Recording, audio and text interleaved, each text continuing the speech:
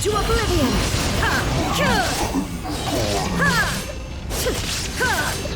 Engaging! Now's your chance! Freeze to the core! Eye for an eye! More speed!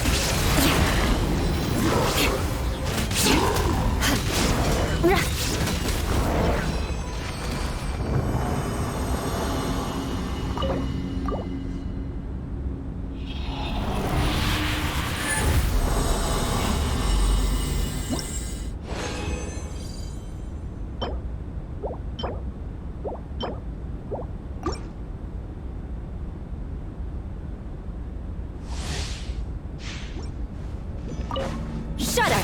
Illusion shattered! Teamwork is dreamwork! Now you shall perish! Providing cover fire! Leap! Vengeance will be mine! Rack and ruin!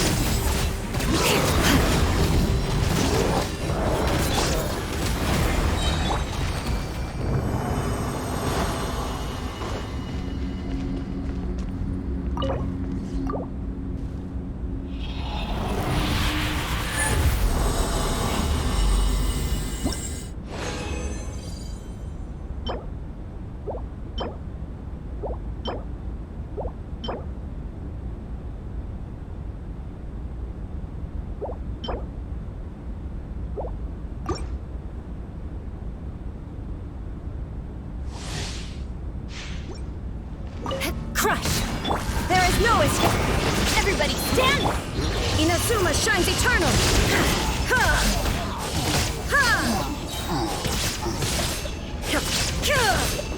Engaging! Let's keep going! Freeze to the core! Eye for an eye!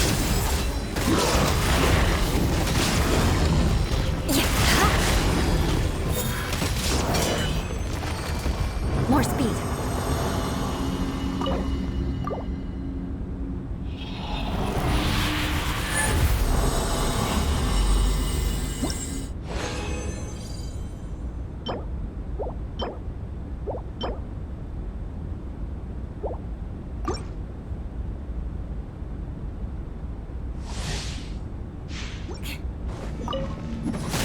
Illusion shattered! Torn to oblivion!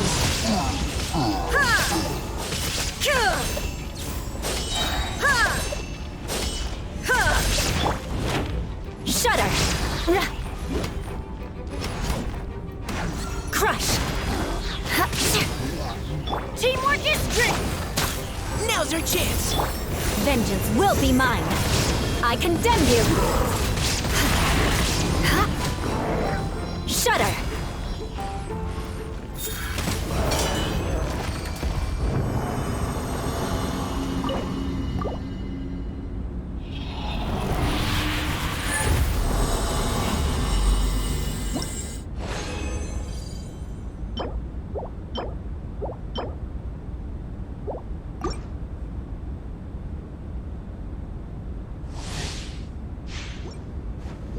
Beg for mercy.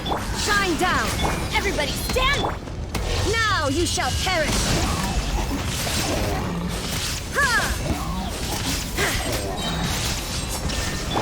Final warning! Leave the woman... Flood of frost! Rack and ruin!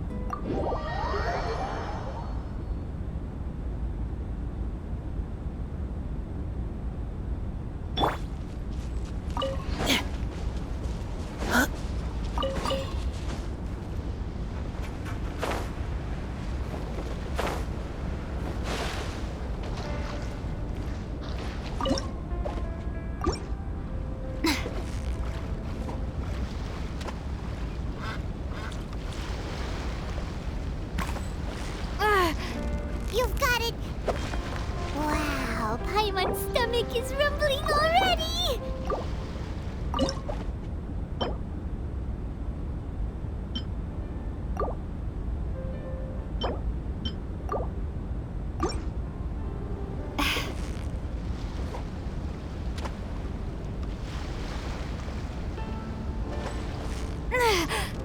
Victory is almost out!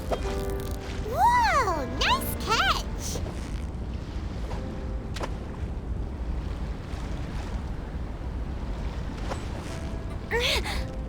Steady now! It's the final stretch! What is it? What is it? Is it another Paimon?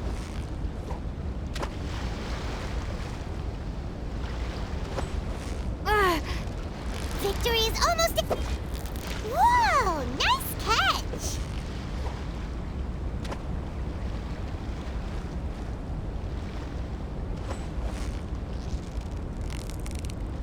So close, so close! Whoa! Nice catch!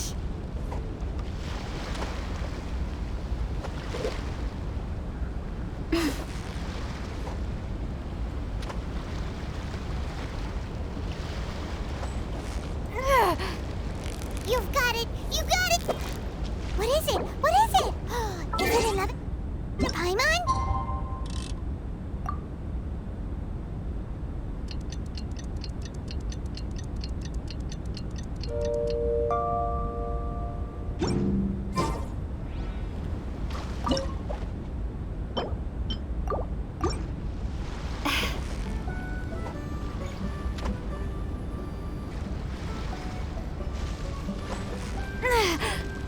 Victory is almost... Whew, that was a tough fight.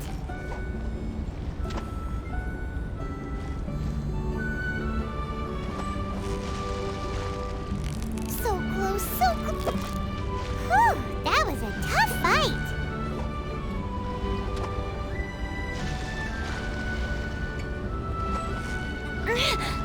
You've got it. You... What is it? What is it? Is it another Paimon?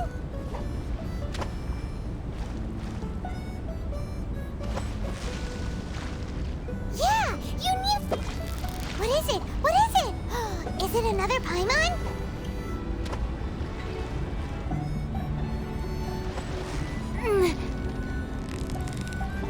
Steady now. It's the final stretch. Well, you couldn't have done it without Paimon.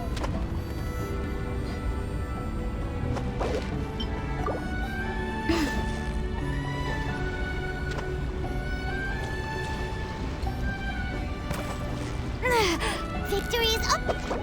Wow, Paimon...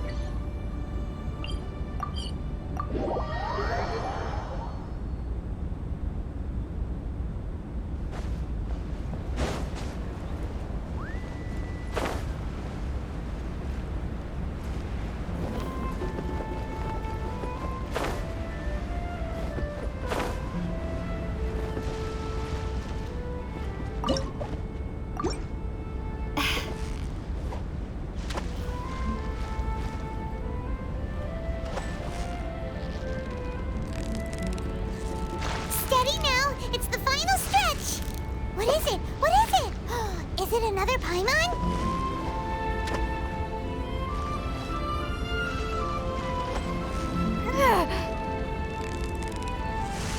Victory is almost ours! Whew! That was a tough fight!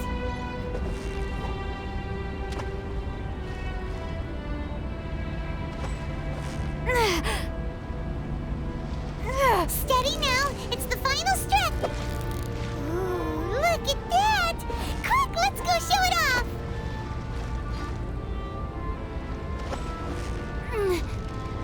So close, so close! What is it? What is it? Is it another Paimon?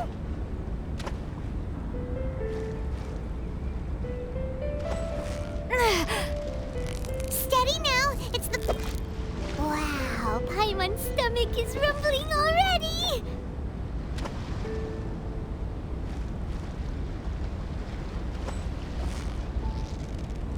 Victory is almost out! Whoa! Nice catch!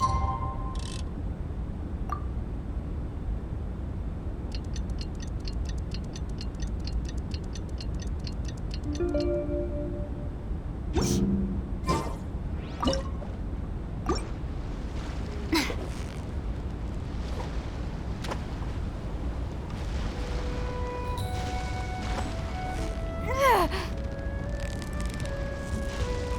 now, it's the final stretch.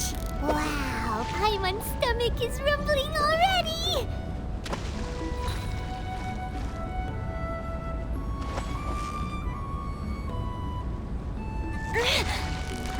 Victory is almost ours. Paimon thinks you've earned yourself a new title, Favonius Fish-Catching Extraordinaire.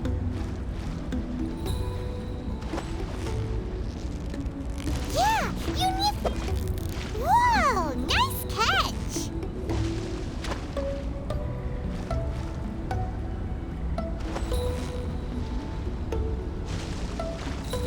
Steady now, it's the final stretch! What is it? What is it? Is it another Paimon?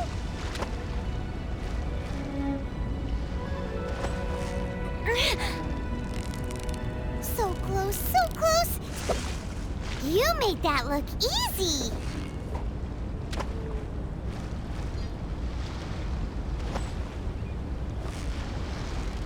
Steady now, it's... Whew, that was a tough fight!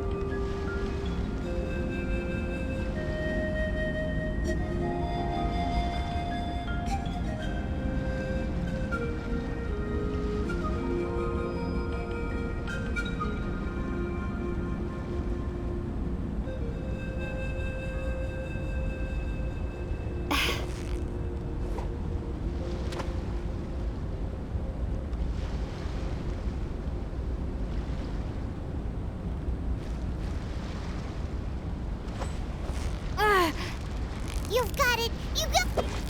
What is it? What is it? Is it another Paimon?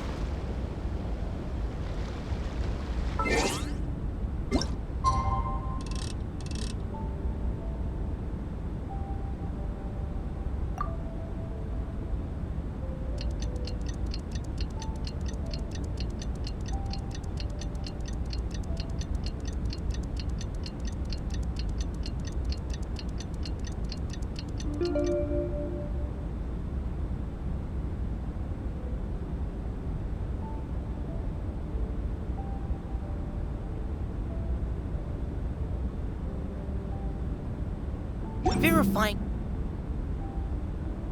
current position. Measuring distance to target area. All right. I've recorded the terrain conditions.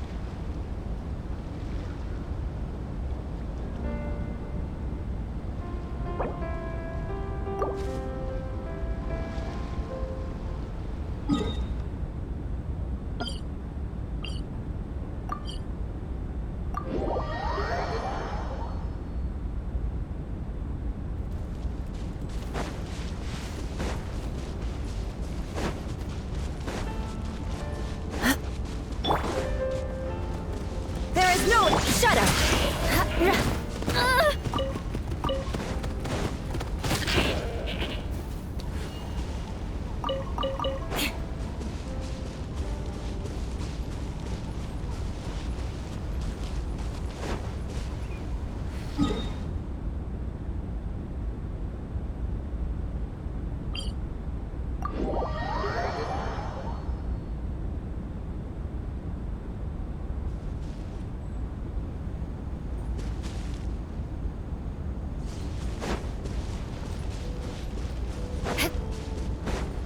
Beg for mercy.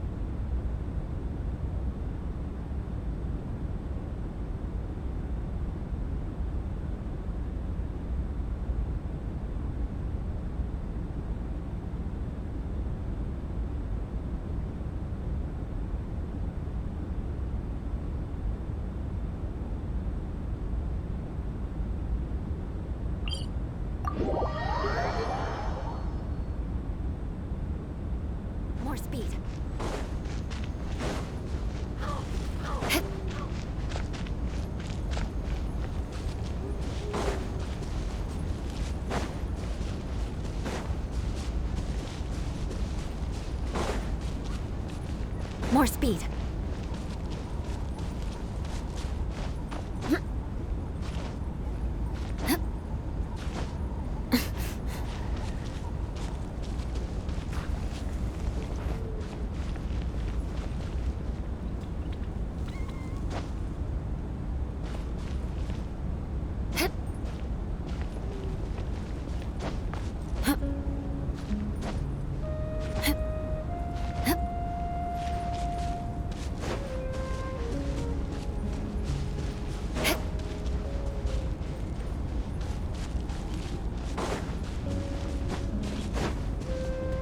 Crush!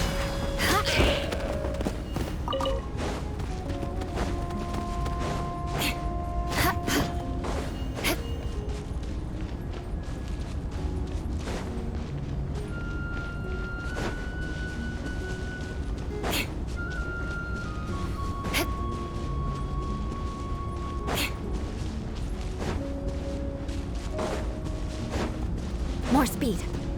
Shudder! All right, let's finish this. Good fast. grief! Beg for mercy. Huh? Yeah. That was quick.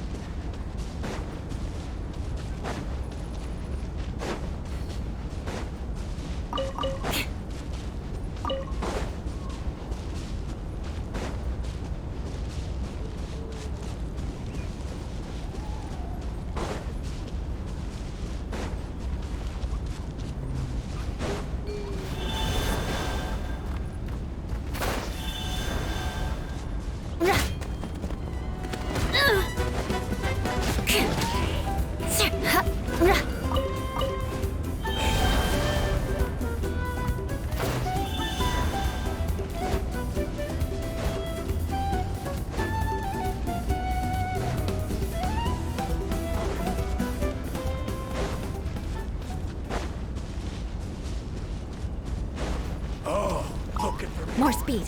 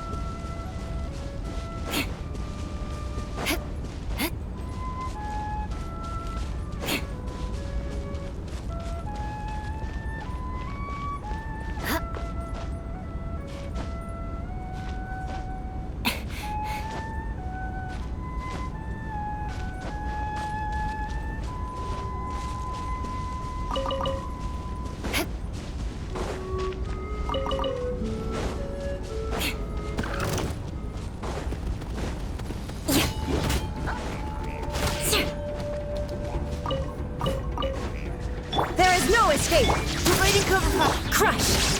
Huh? Yeah. Let's finish this next time.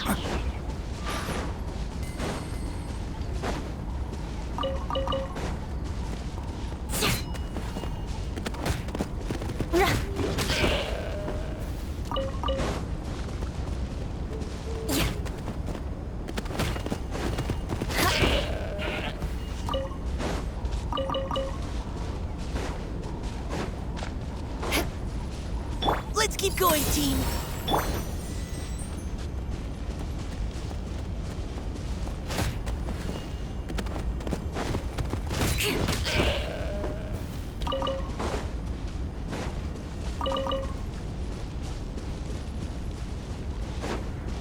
More speed.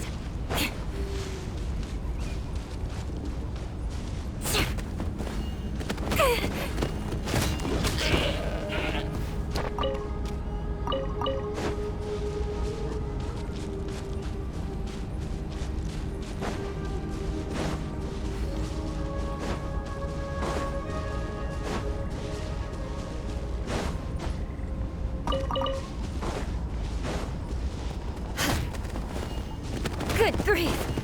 Ha, ha. Yeah.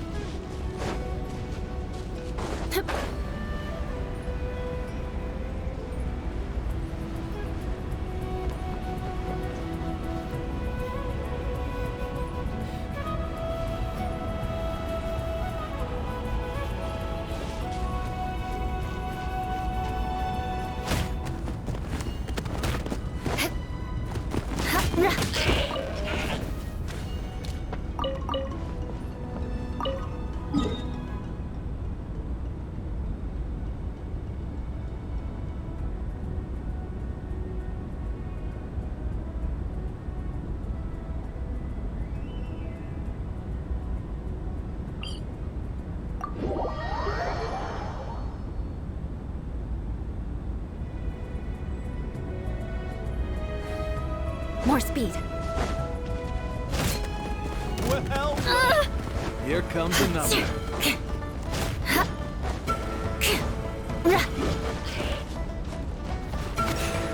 Let's round them up! Final. Shut up. This was new.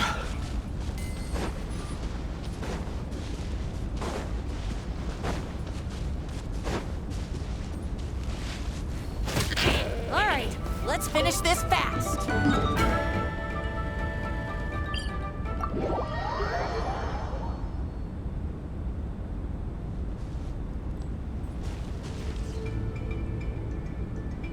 Time to scout.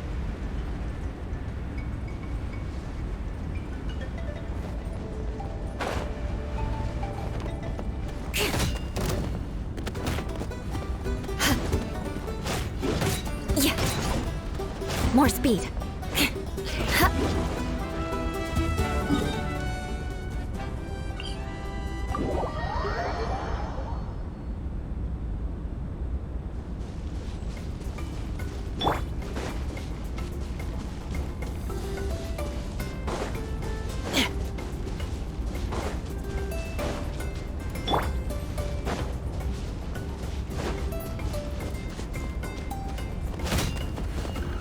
Touche! Ha! Crush! Ha!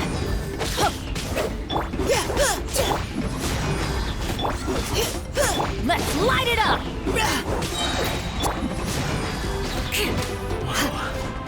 This was new. Leave the wounded to me.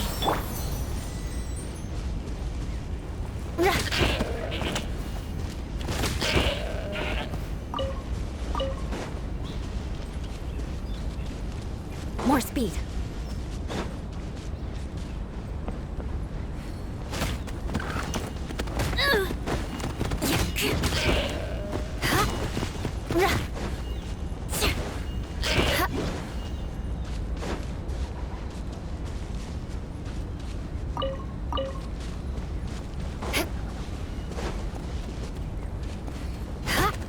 Let's hope you'll put up a good fight. More speed.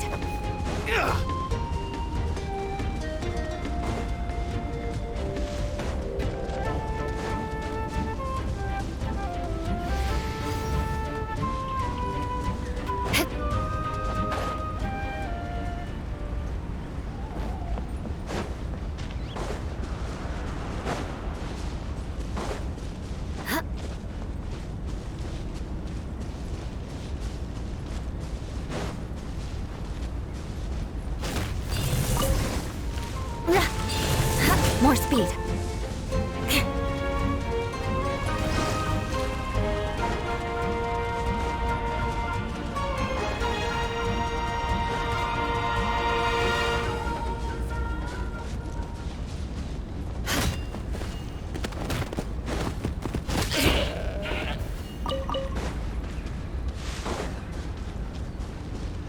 More speed.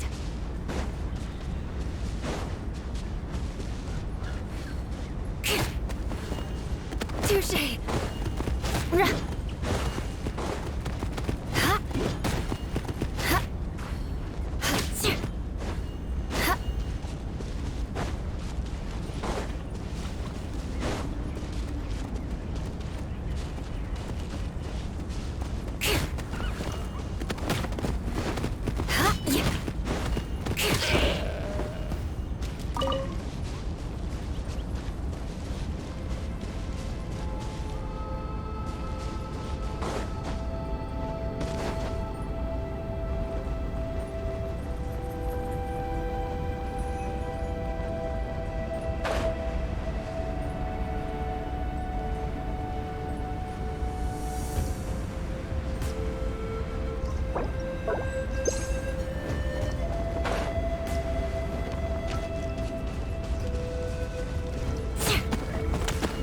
Good grief!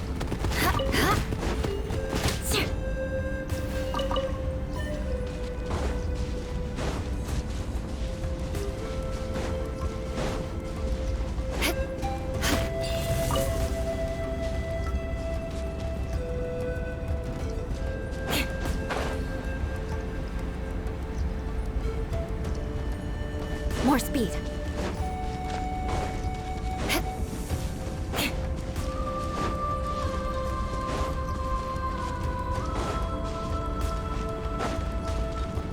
All right, let's finish this fast. More speed.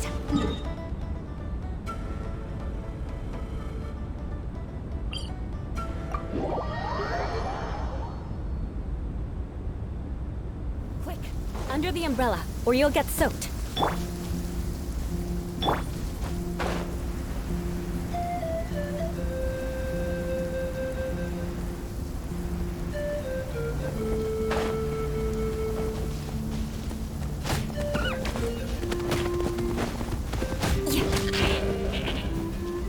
More speed.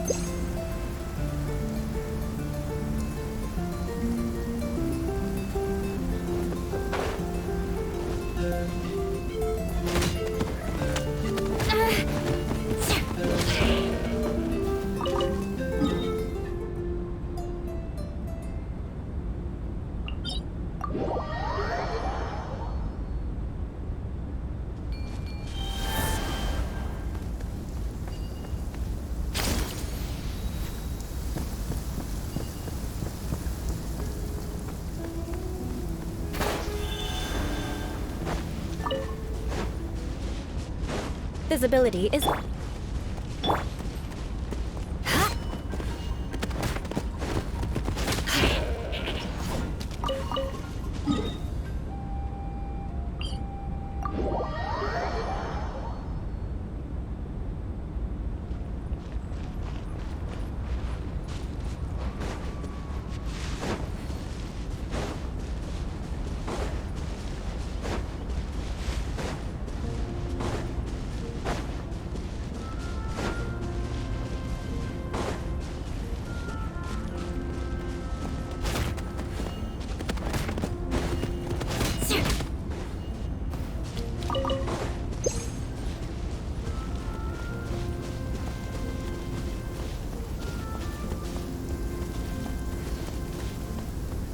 Quick!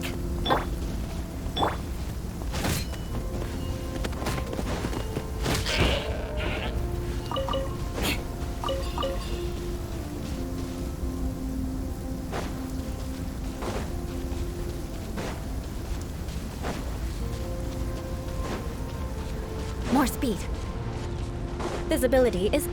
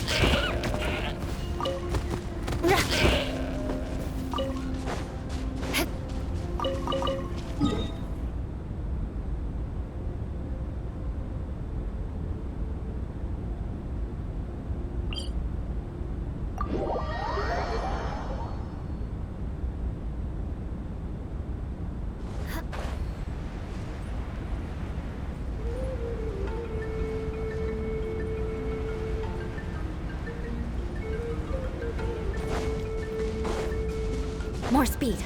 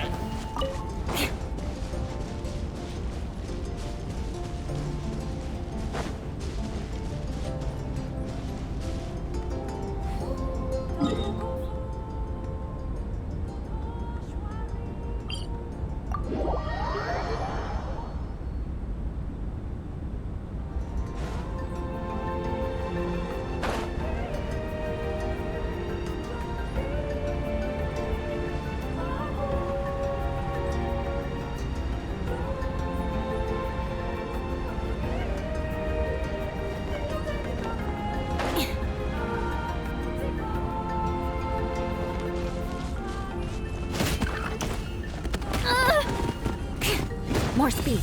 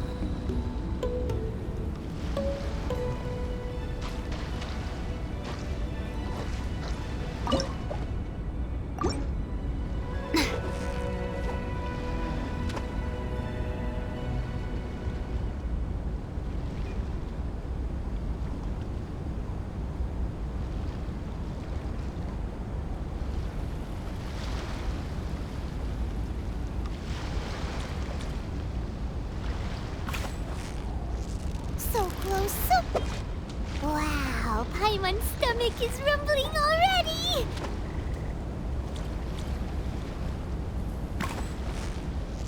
Yeah, you nearly got him! Whoa, nice catch!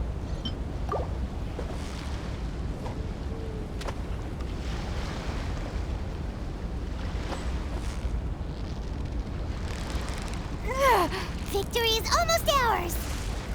Whew, that was a tough fight!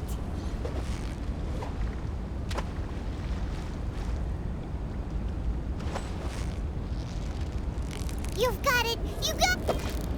Whew, that was a tough fight!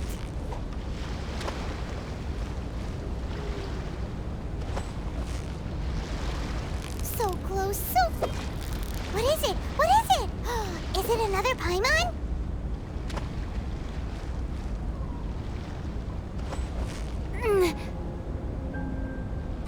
Victory is almost ours! Whoa! Nice catch!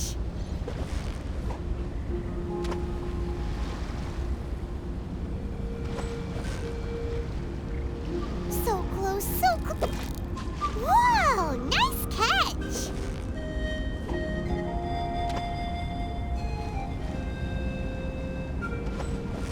Ugh. Victory is almost ours! Whew! That was a tough fight!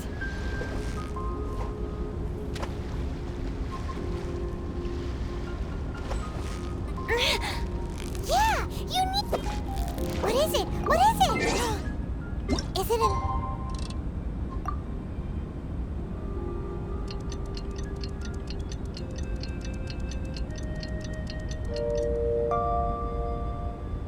Another Paimon?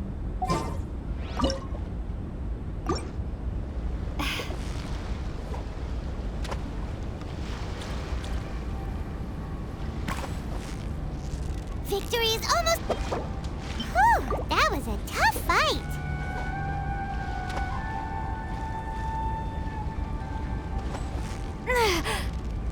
Steady now, it's... Wow, Paimon's stomach is rumbling already!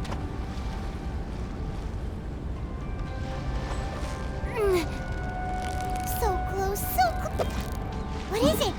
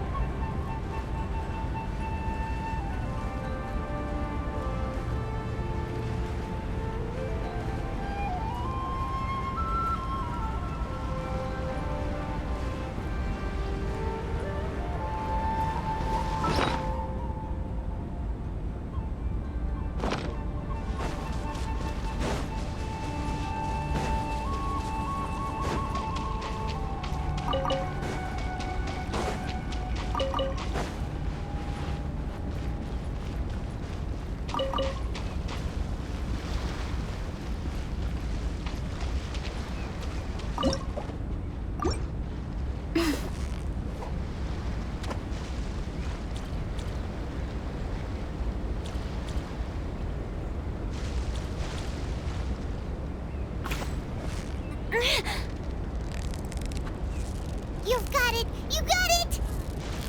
Ooh, look at that! Quick, let's go show it off!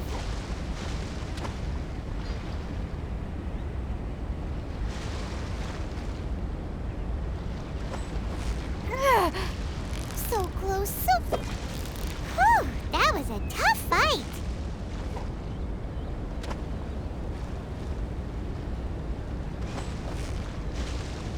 You've got it! You got... Whoa! Nice catch!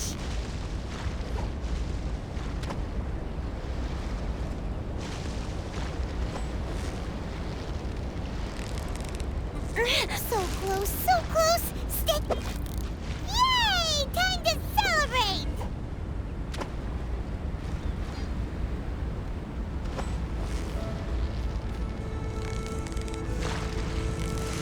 Yeah! You nearly got him!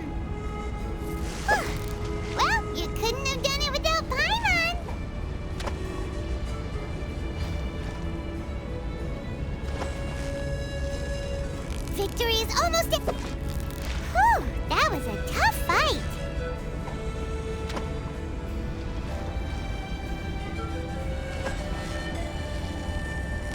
Yeah, you nearly... What is it? What is it?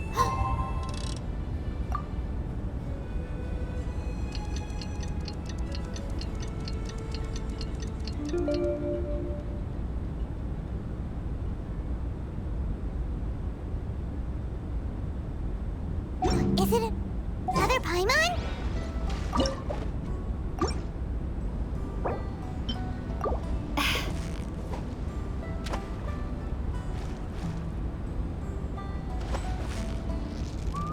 Victory is almost... Whew, that was a tough fight.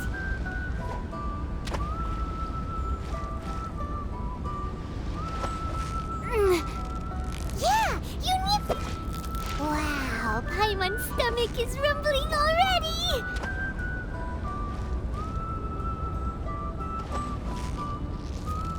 Steady now! What is it? What is it? Is it another Paimon?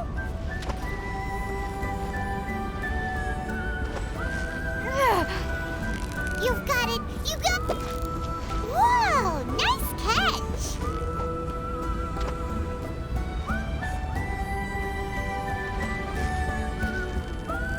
Victory is almost out! Wow, Paimon's stomach is rumbling already!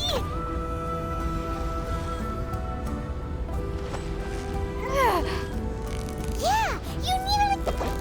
Wow, Paimon...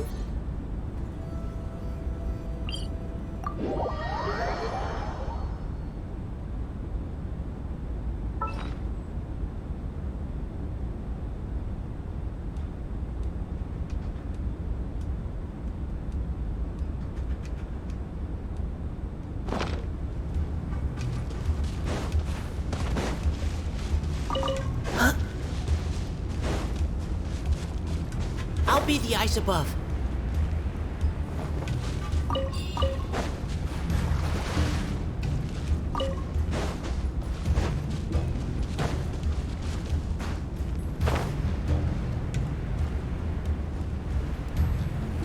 Yeah.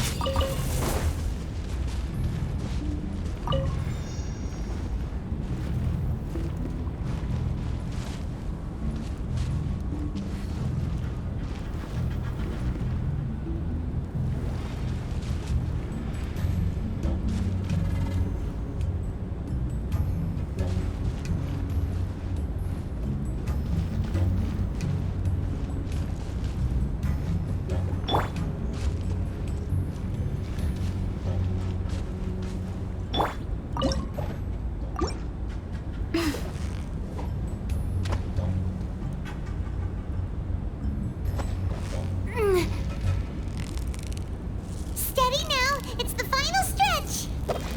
What is it? What is it? Is it another Paimon?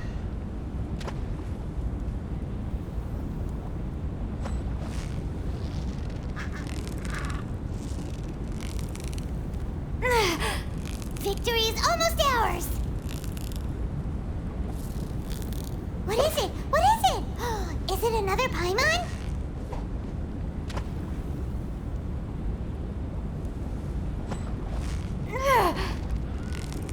Steady now! It's the final... Whew, that was a tough fight!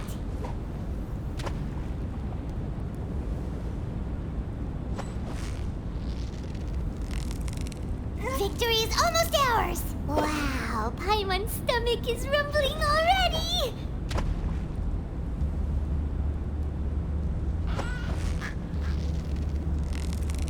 So close, so close! What is it? What is it? Is it another Paimon?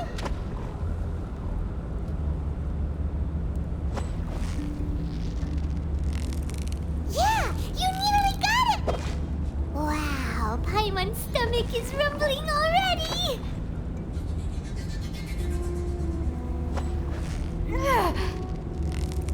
Steady now, it's the final... Whew, that was tough.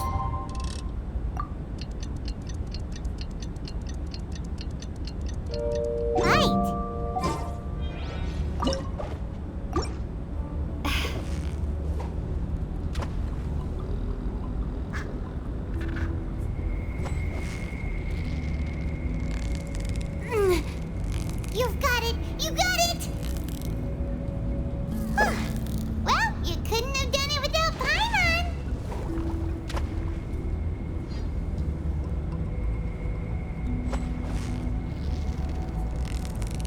Victory is almost ours! Whoa! Nice catch!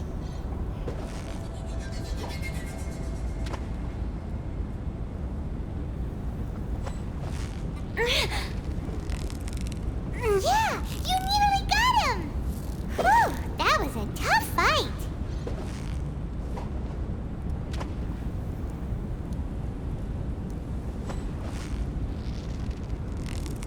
So close, so close! Stay... Whoa! Nice catch!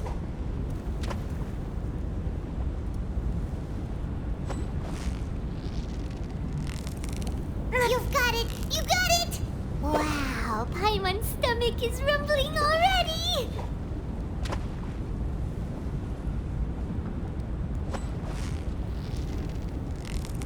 Victory is almost ours! Wow! Paimon's stomach is rumbling already!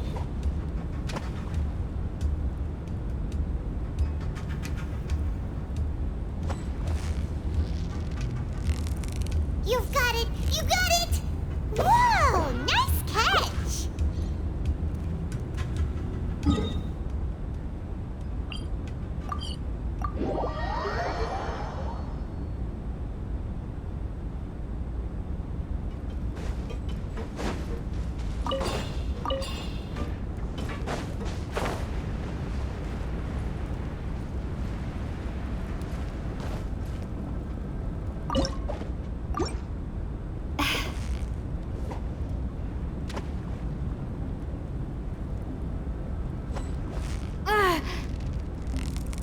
Victory is almost ours! What is it? What is it? Is it another Paimon?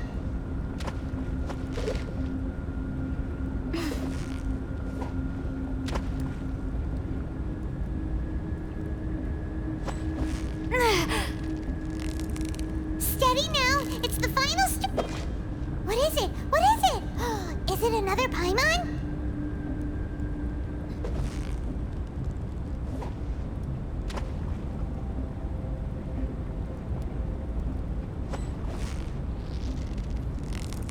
Victory is almost ours! Whew! That was a tough fight!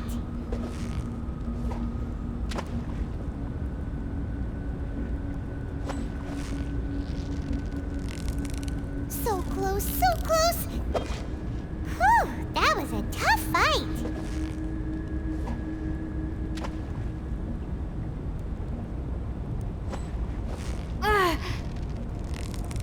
Steady now! It's the final stretch! What is it? What is it? Is it another Paimon?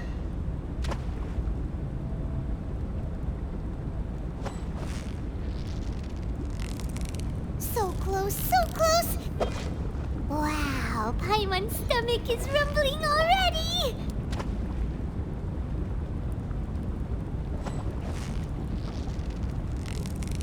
Yeah! You nearly got it!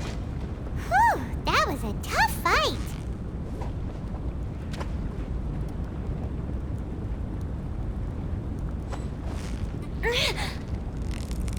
So close, so close! Stay Whew! That was a tough fight!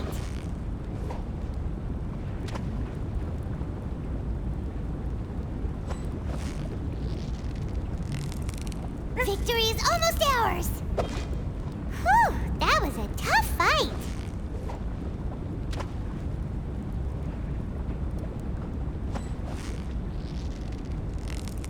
Steady now! It's the final... Whew! That was a tough fight!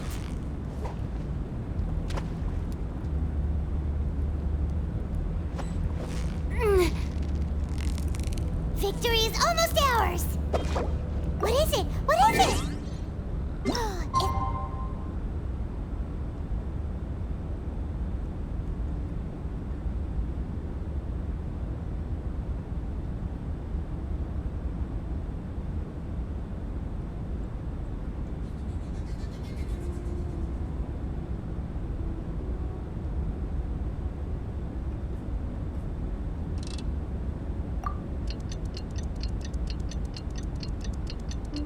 Did another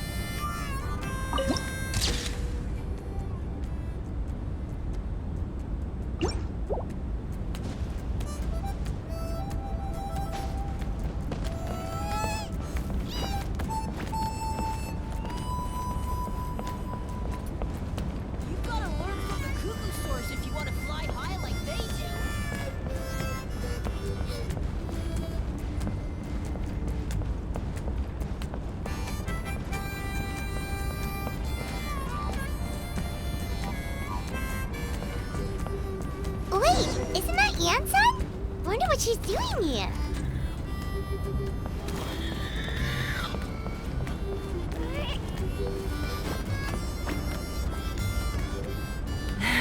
I brought all the stuff over, Coach. What's next?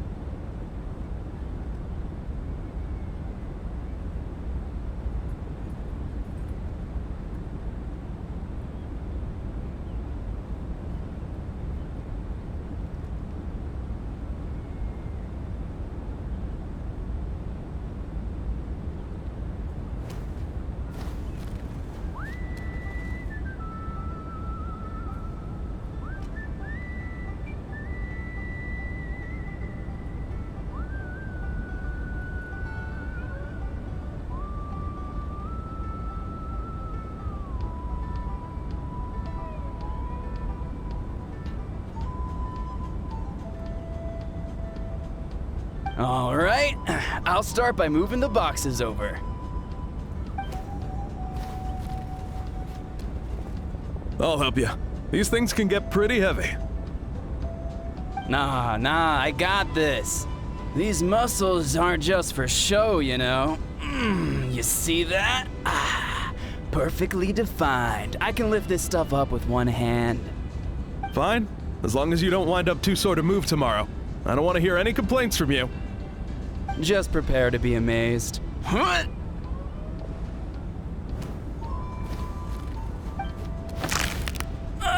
My back!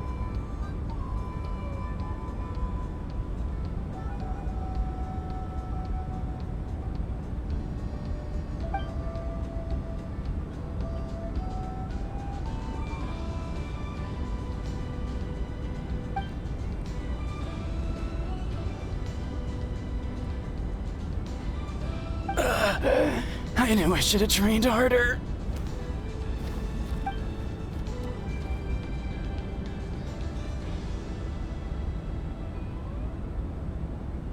Anson!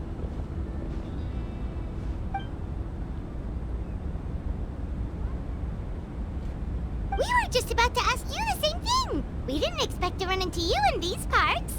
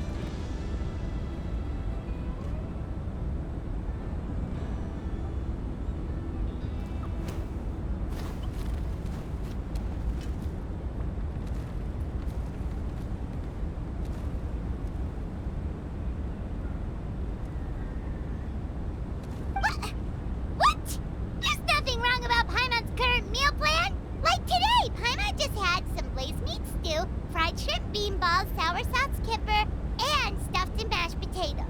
That's practically nothing.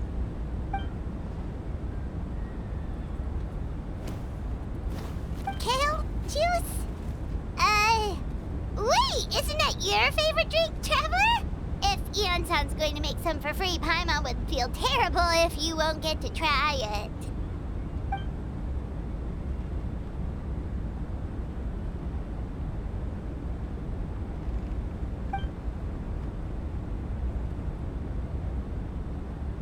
Of course, we're also here to help. Let's go see the chief.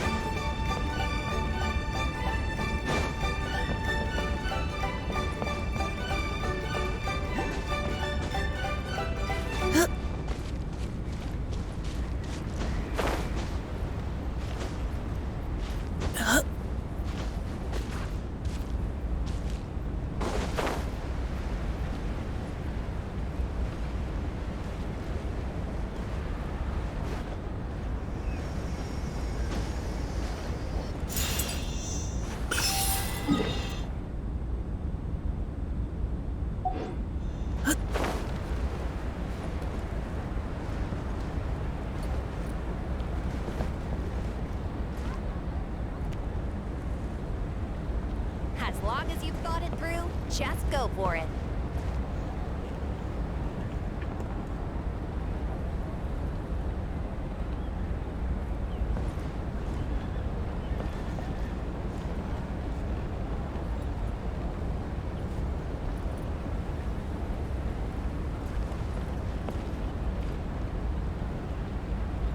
As long as you've thought it through, just go for it.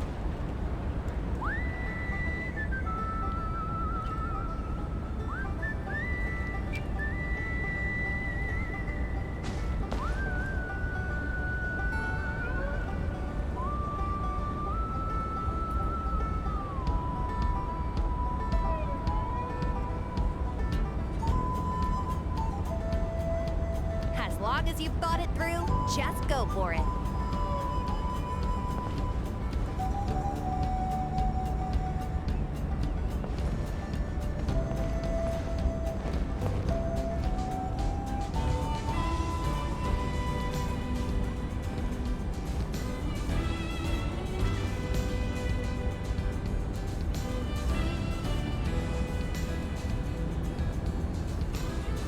As long as you've thought it through, just go for it.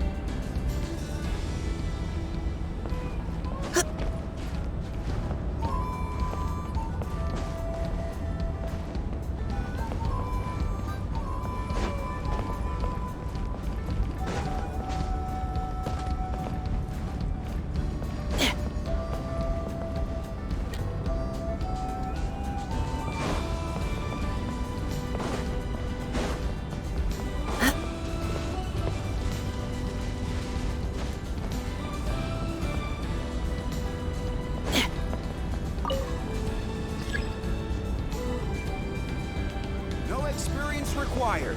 Come give it a try.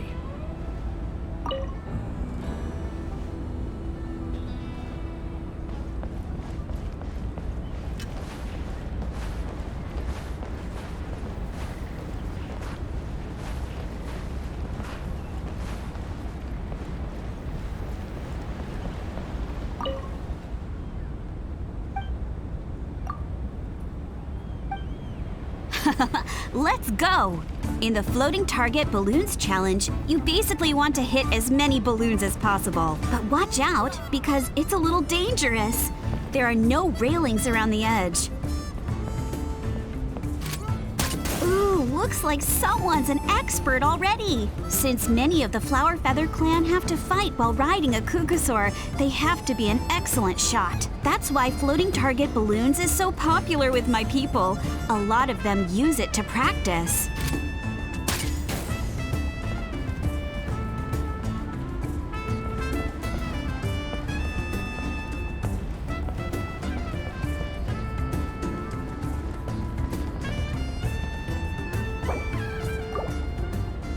Hey, look over there! Saibo flies by whenever we wave the flag.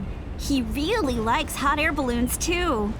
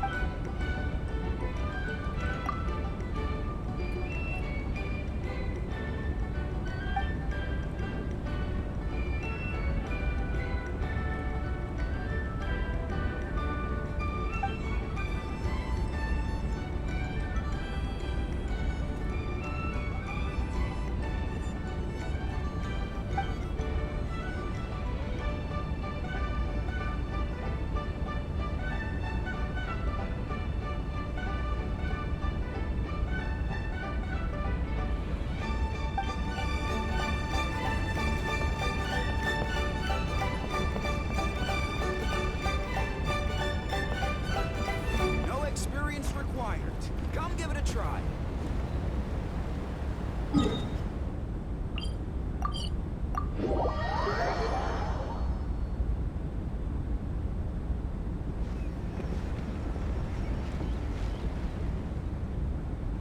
You're here, Eon-san. And you must be the traveler in Paimon. I've heard a lot about you. I'm sure we'll have a much better time now with your help.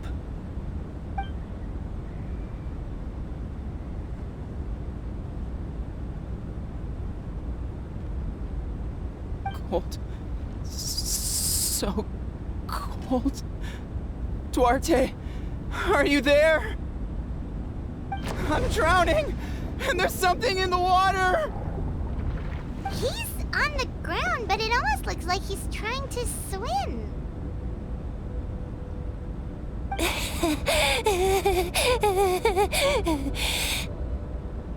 The abyss. The abyss is coming.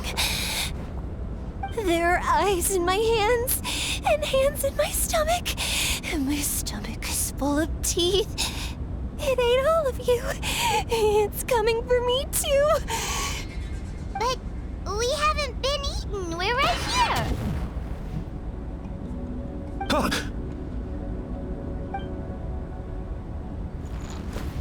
Monstrous beasts! How did you get in here? As you can see, their mental state is quite poor. They went missing after the battle. We found them in the wilderness in the days that followed, but the damage had already been done. We found them unconscious in areas corrupted by abyssal tumors, lying next to their deceased comrades. My only guess is that something terrible must have happened during the battle. According to the chief of the Masters of the Nightwind, sudden exposure to a large amount of abyssal power can have mental as well as physical repercussions. We've never seen the effects this heightened before, but maybe Gasoithoth was just too powerful. Gasoithoth? What's that? It's the abyssal monster that appeared in the sky not too long ago.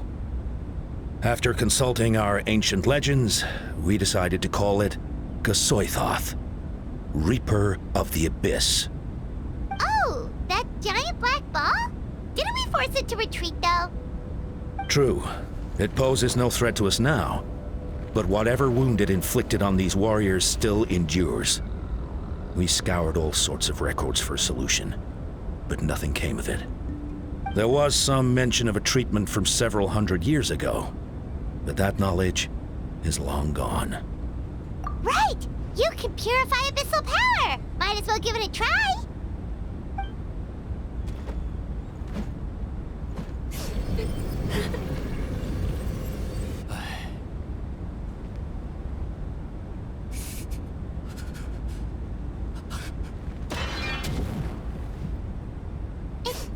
It didn't work? That must mean purifying the abyssal power within them still isn't enough. In any case, thank you for trying. So, what can we do now? Don't tell me my friend is just gonna be like this forever? Come back to me, Gogeta! Please, don't leave me like this! We beat Gasoithoth! They survived the battle! Are we really just gonna sit back and watch them lose their minds? What is it, Aeon-san?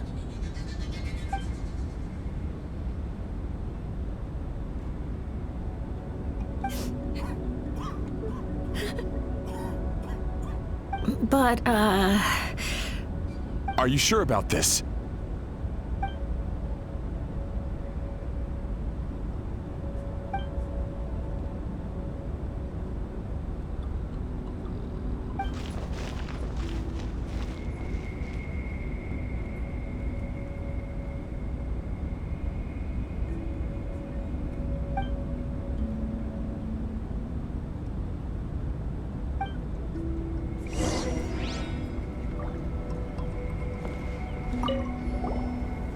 Wait, we haven't seen Chaska around here.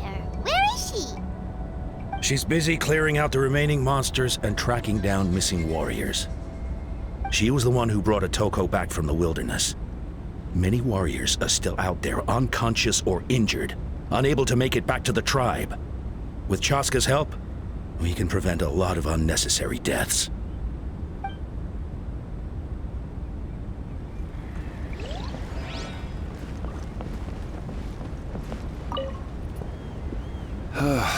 Looks like he's not going anywhere.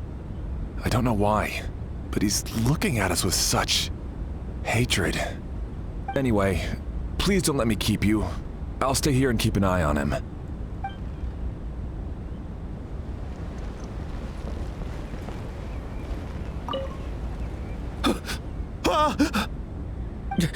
It's all right, my boy. Papa's here.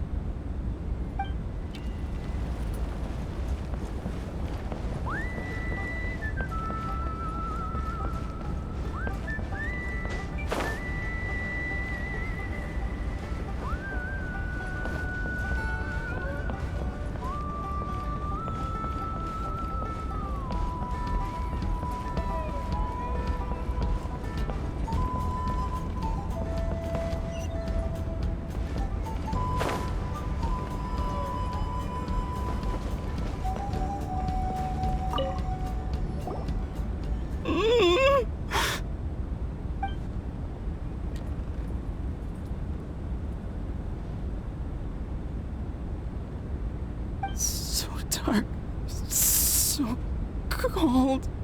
I want to go home.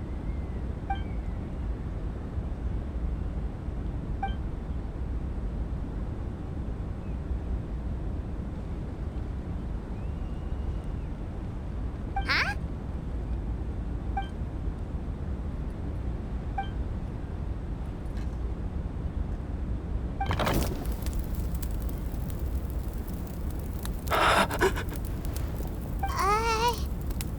Light. Underwater. Where is it coming from? It's working! Is someone there? Please save me. No. No, wait. You have to leave this place. The water's too deep. You won't make it.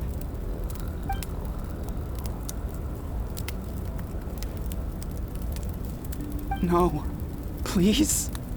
Just leave me. Duarte. Oh no, it's not working anymore!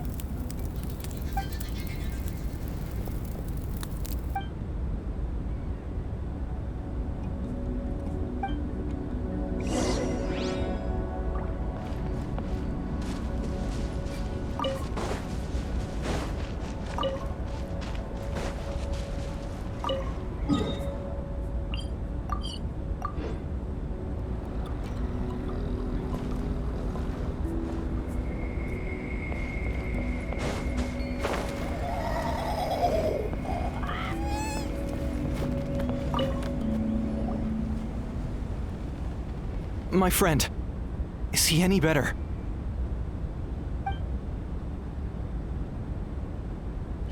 Duarte? Oh yeah, I remember. Duarte was the name of Otoko's Surian companion. Otoko almost drowned as a child, and Duarte was the one who saved him. He dove deep into the water and used all his strength to carry Otoko back to the surface. It was pretty touch and go, but both of them made it in the end. Well, you see, Duarte died 4 years ago during an Abyss invasion. He was helping evacuate injured warriors from the front lines, but fell to an ambush. He was a bit on the smaller side, but other than that, he was just your average Kukasaur. Well, hold on. What are you planning?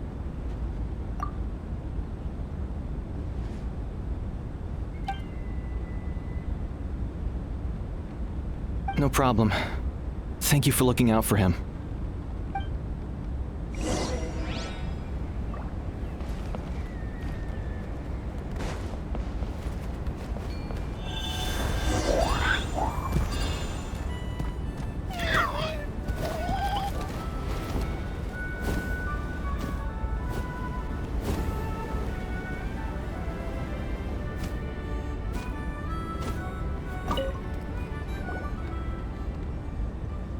We're back! How are you feeling? Duarte?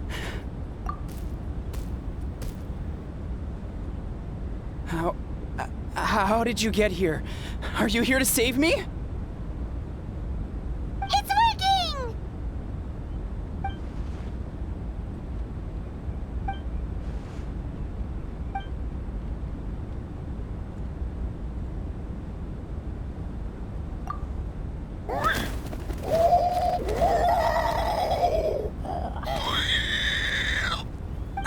That hurt.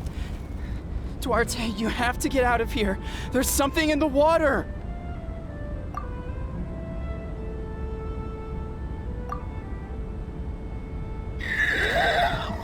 You sense it, don't you? This place is dangerous. Still. Hearing you make that noise reminds me of our first few battles together. You were such a little thing back then.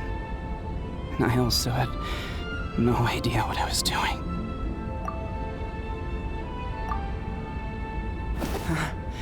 You're gonna carry me out of here just like last time.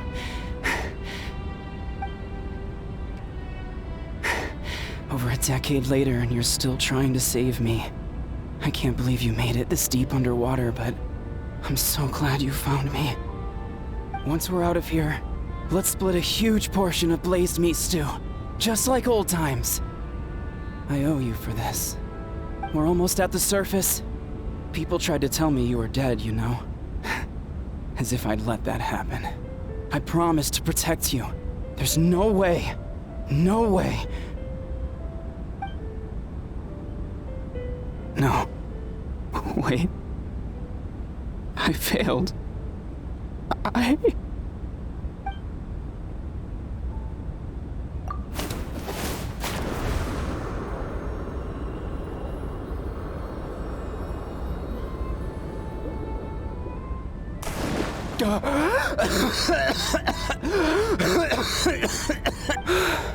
Duarte? Wait, you're not Duarte. How did I get here? Who are you people? Otoko! He's Kaylee. What's going on? All I remember is the battle against the Abyss, and then I was drowning. And a Saurian that looked like Duarte saved me. How did I get here? You went through all that for me? While all I did was cause trouble for everyone? I'm so sorry.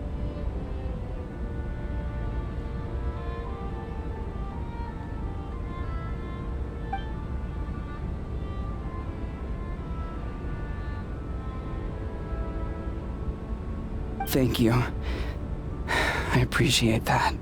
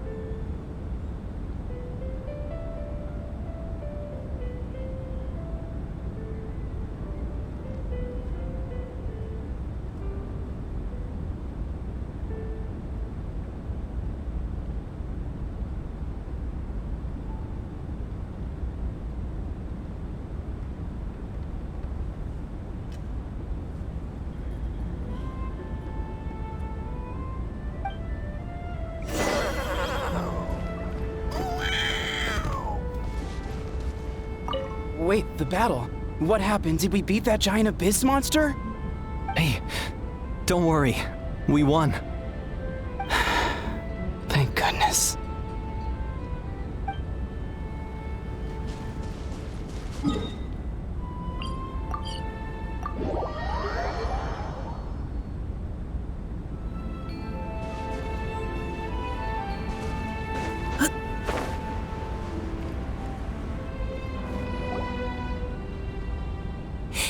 It's coming for me. It's gonna eat me.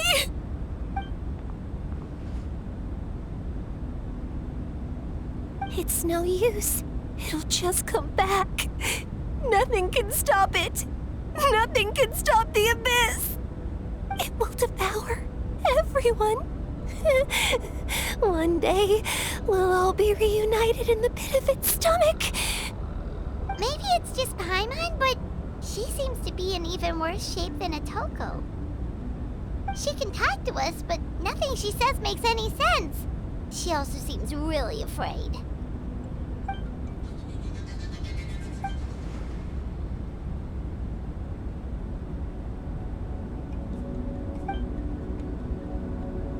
Ion-san, I heard you cured Otoko? I'm so relieved.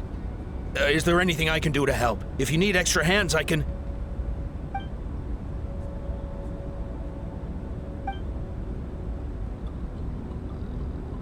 I think you're onto something. The mental distress does seem to be connected to pre-existing fears and anxieties. Kochita doesn't like it when people talk about her past. But the situation is urgent, so I guess I'll be the bad guy. Ion-san, do you believe there are people in this world destined for battle?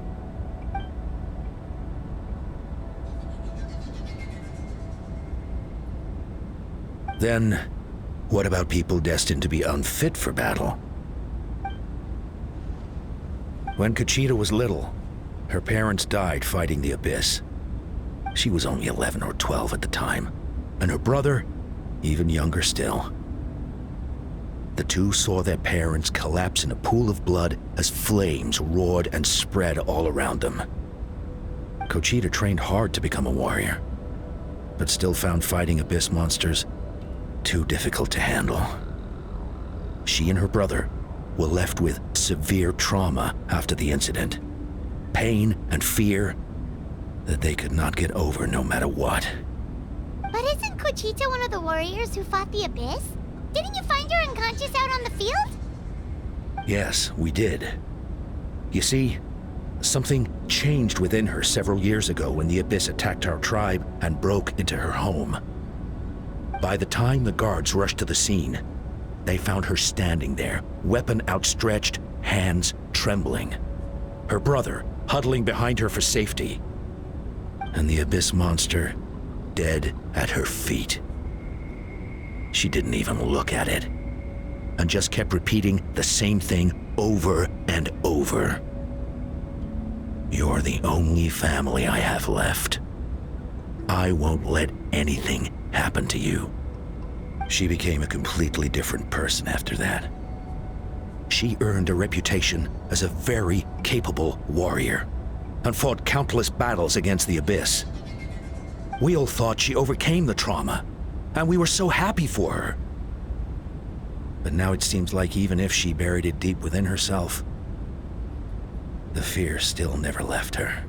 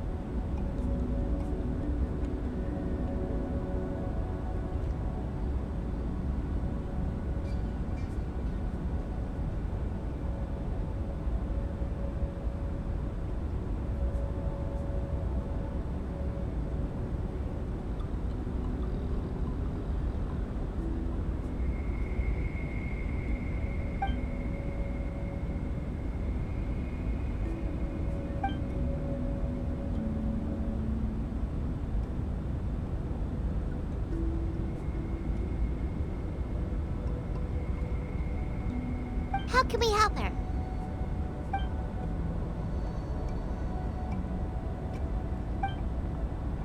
Quali?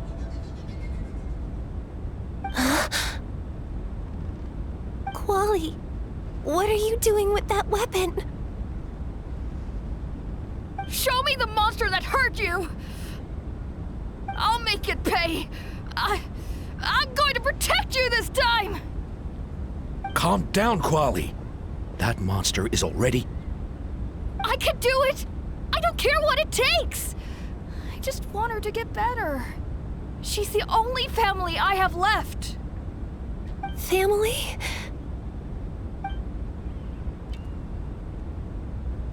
If Quali goes to battle, the Abyss will devour him. I can't let that happen. I have to do something. But it's useless. No one can beat the Abyss. It's a death sentence. Just like what happened to Mom and Dad. But I'm no warrior. I'm just a coward. Still, I have to protect Quali. What should Gogeta?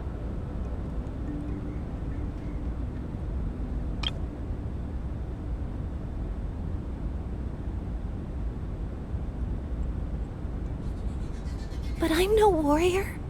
I'm just a coward. Still, I have to protect Quali. What should I do? But I'm no warrior.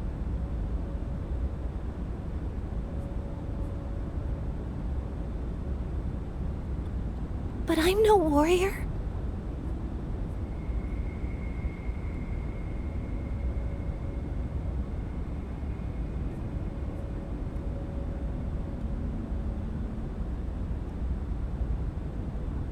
But I'm no warrior. But I'm no warrior.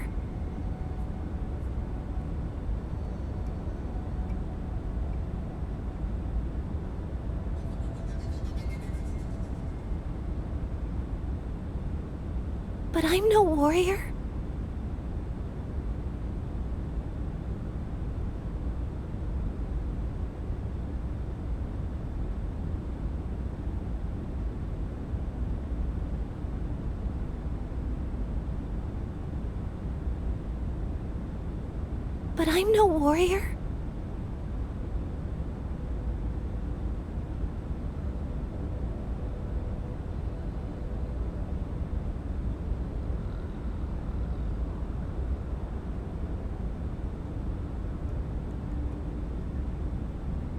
But I'm no warrior.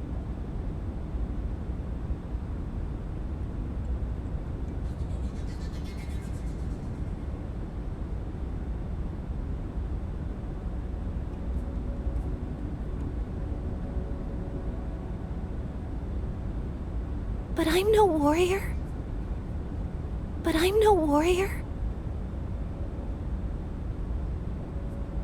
But I'm no warrior. But I'm no warrior. But I'm no warrior.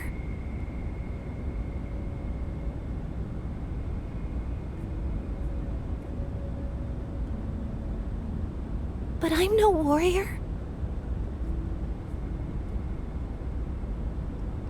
But I'm no warrior. But I'm no warrior.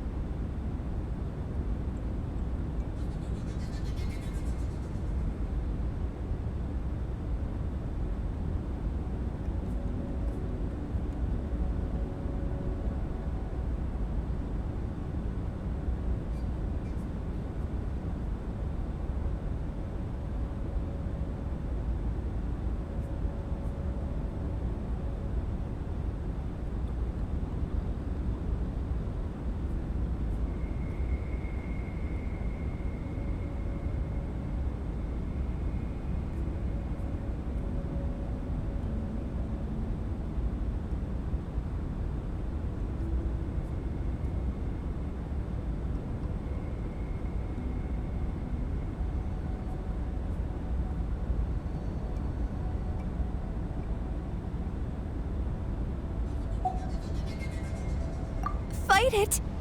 One more time?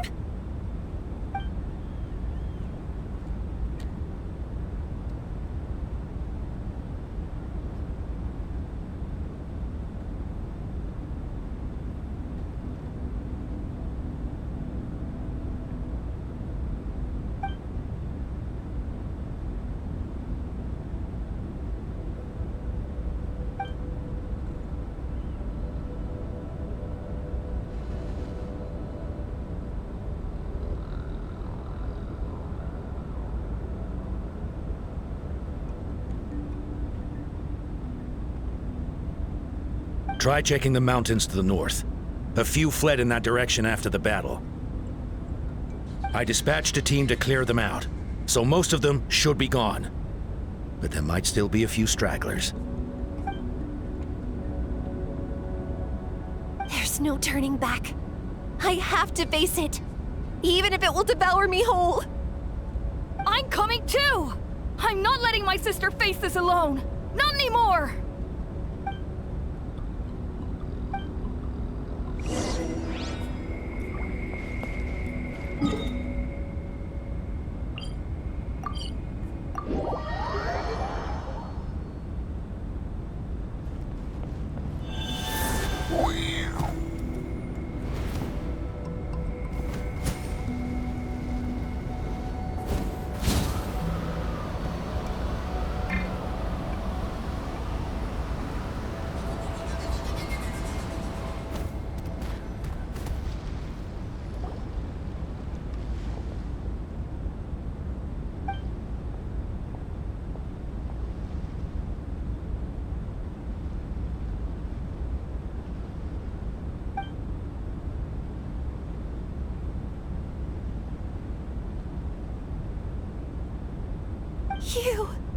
You were the ones who killed them!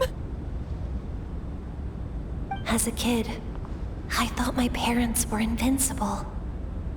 They were always so strong and gentle. They seemed like the most powerful people in the world. But I can still see the image of them collapsed at my feet that night. The raging fire, the smoke, the smell of blood, the sound of my brother's cries. It's all burned into my brain. They told me to run, and I could see the fear in their eyes. I've been running from my fears ever since. But why didn't my parents run? It must have been because... You can do it! Because of our family. When you have someone to protect, there's no backing down, no matter what.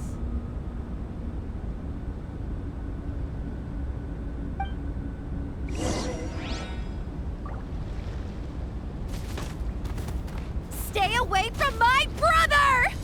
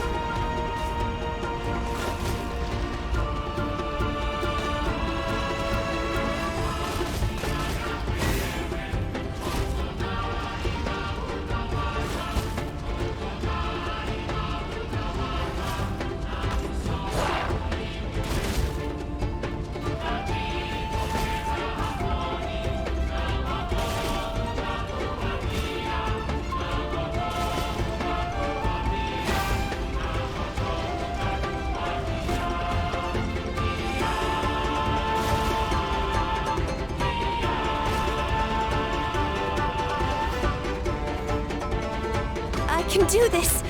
I have to do this.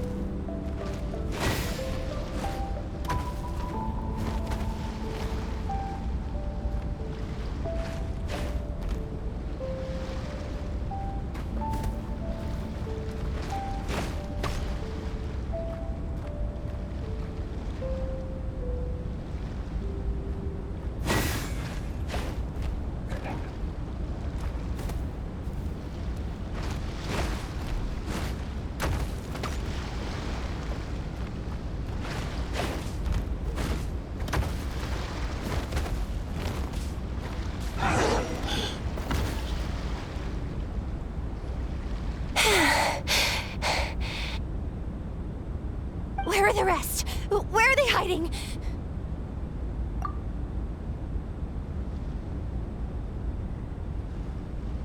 That's impossible.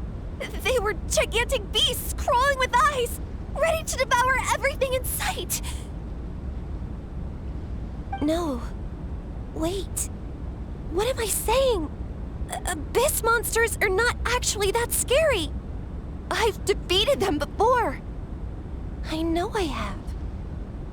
She's back to normal! Kuchita! What just happened?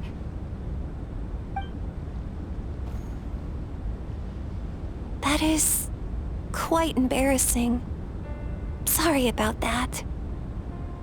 I've always envied warriors who don't get scared or feel lost. It really felt like I was getting stronger over the years. But in the end, maybe I never made any progress at all.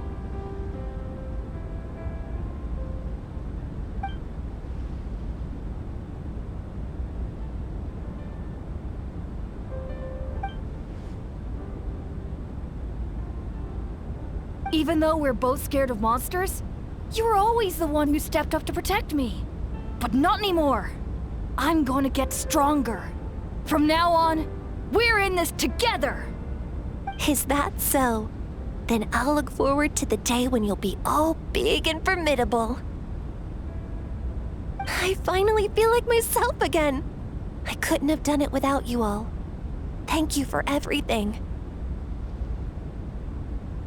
I think I'll rest here for a bit.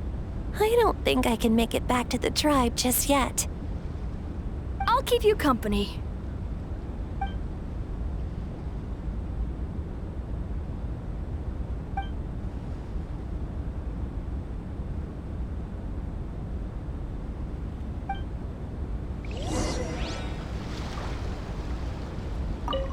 I'll fight by your side until every last monster is gone.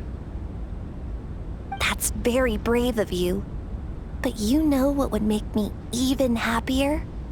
If this whole war would end tomorrow, so you would never have to fight at all.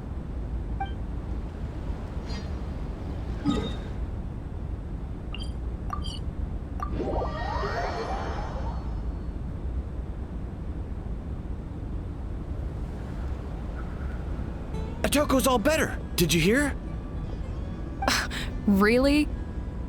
Yes, really. It's all thanks to the Traveler and Ian-san. I see. I was wondering why the Traveler was chosen to accompany the Pyro Archon in the final battle. But I guess she really can do the impossible.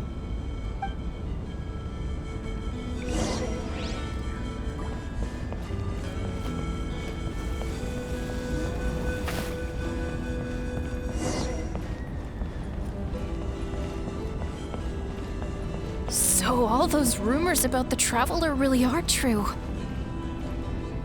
So all those rumors about the Traveler really are true.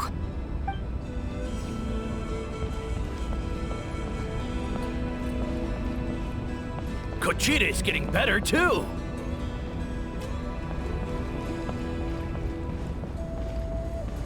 Koichi, give me a hand for a sec. Right. Koichi's not...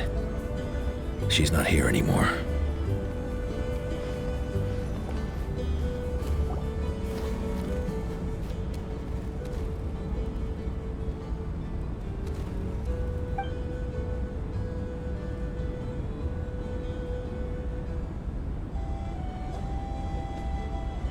Yeah, honestly, Paimon was at a complete loss when she saw so many sick people on the hot air balloon platform. We only found a solution this time because you kept her cool and took control of the situation. You deserve most of the credit.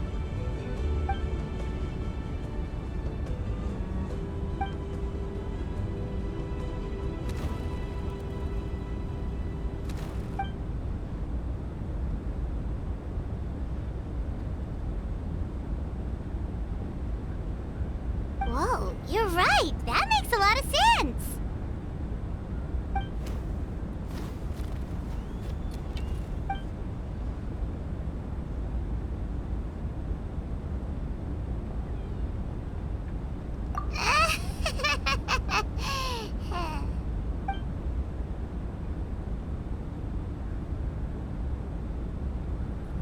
That sounds like something Paimon do, but would that really change anything?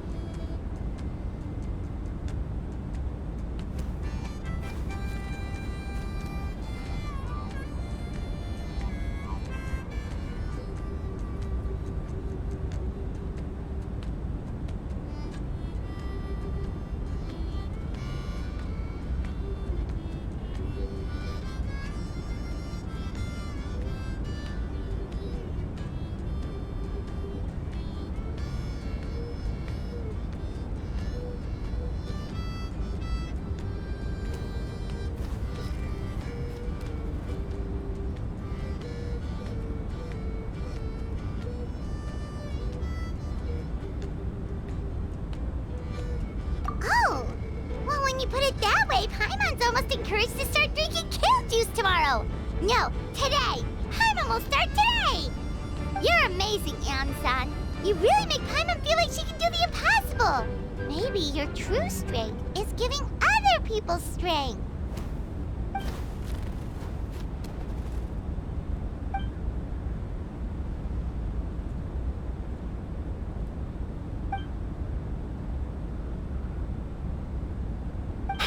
Eon-san!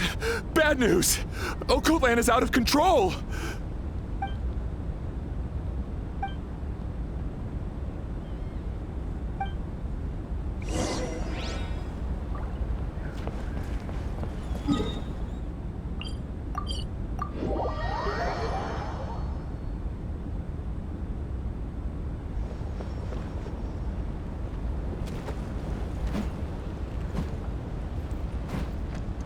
What are you doing, Okoland? Wake up! Don't you recognize us, my boy?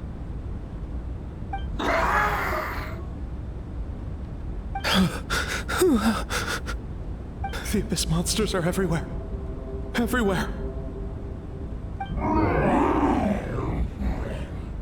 They've taken over the tribe. No corner is safe. Did we lose the battle? No. It's pointless to think about that now. A warrior only has one job. Fight until the very end. Careful! He's not himself! Okotlan!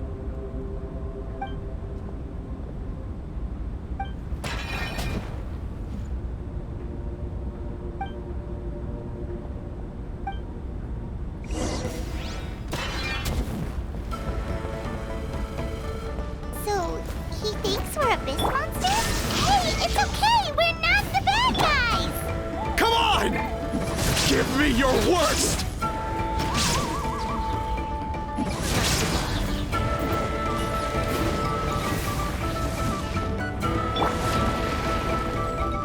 There is no escape!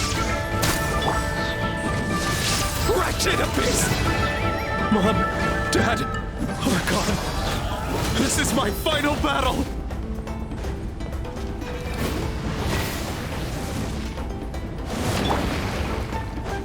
Beg for mercy. Please, son, you've got to stop. You can't keep going like this. Wretched monsters! Give me my family back! Look, Okoland! That's your father! He's standing right in front of you! Get out of my home! I'll never forgive you!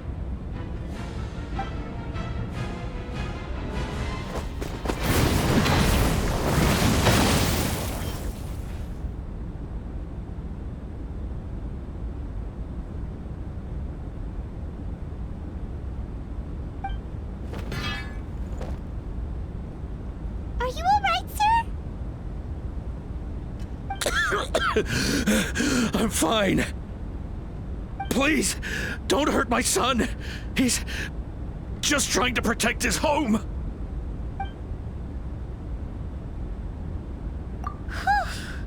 But what should we do now? He's different from the other two. It's like he can't hear us at all. He keeps calling us monsters. We're basically enemies to him now. Oh, Copeland.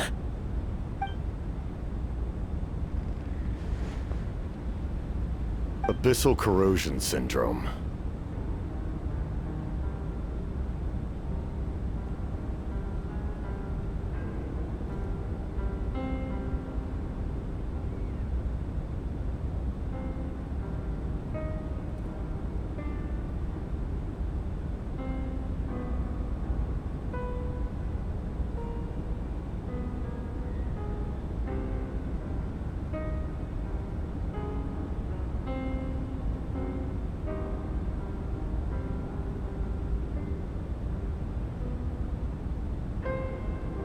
"500 years later, and it's resurfaced again."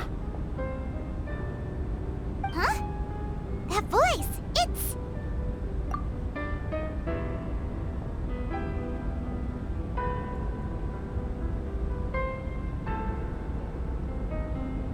Direct contact with high concentrations of abyssal power causes irreversible mental trauma in most people.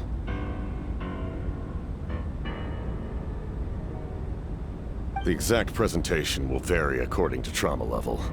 Some will suffer from superficial hallucinations and maintain the capacity to perceive the outside world. In such cases, verbal and physical interaction can be used to break through the hallucination. However, there are also those who are so far gone, entrenched in hallucinations so deep, that medical intervention is the only option. That's why we developed the Drought of Lucidity. The Draft of Lucidity? It's a kind of medicine that can dispel the psychological impact of the Abyss. The treatment comes with severe side effects, including chronic migraines for the rest of the patient's life. So, it's reserved for the worst cases. This man is a devoted warrior, one not easily swayed from battle. That is precisely why it's so difficult to pull him out of this hallucination. If you trust me to be true to my word, give him this.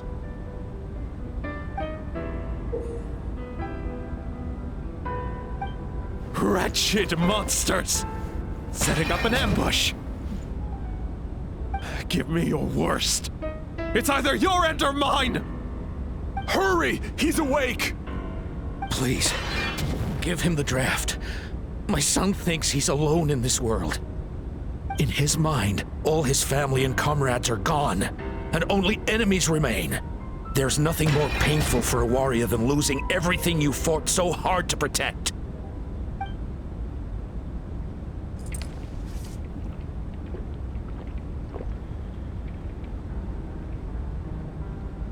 Monsters!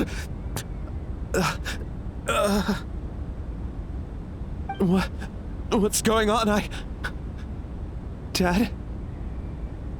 What are you doing here? My head hurts.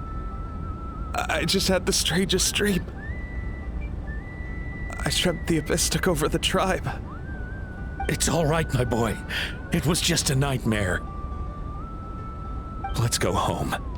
You need a good night's sleep. But first, I want to thank you for saving my son. May I ask your name? Just Capitano is fine. I owe you more than words can say, Mr. Capitano. My name is Mune. You're welcome in my home anytime. Time to go, son. Can you stand?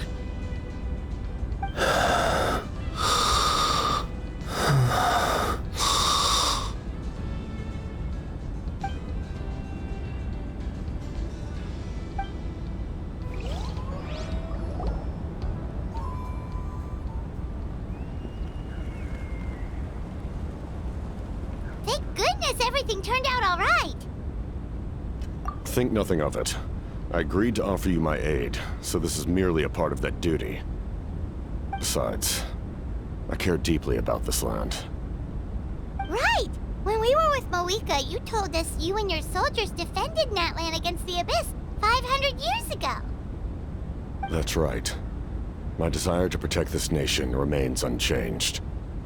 When my platoon arrived in Natlan 500 years ago, like you, we were true outlanders.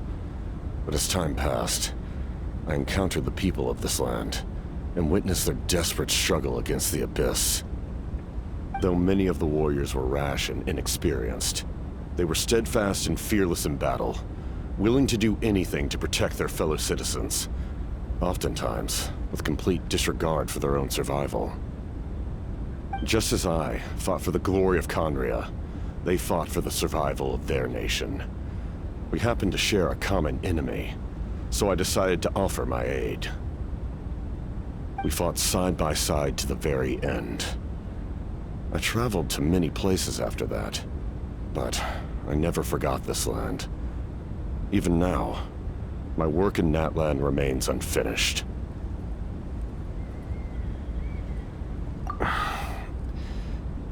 It may seem difficult to understand, but the reason is really quite simple. That name carries with it the glory of my homeland and the honor of Natlan. Yet, I failed to bring my soldiers home. And I failed to help Natlan defeat the Abyss. But that's not your fault. The Abyss is way stronger than any of us imagined. You need not comfort me. I am no longer who I once was. Let the events of the past continue to collect dust in the annals of history. I will continue to help Natlan in my own way. Like, with the draft of lucidity? Who knew you could make medicine? Were you a doctor before? The drought was Guthred's invention. He was a respected military doctor, as well as my trusted second-in-command. We faced a similar situation to what you witnessed today.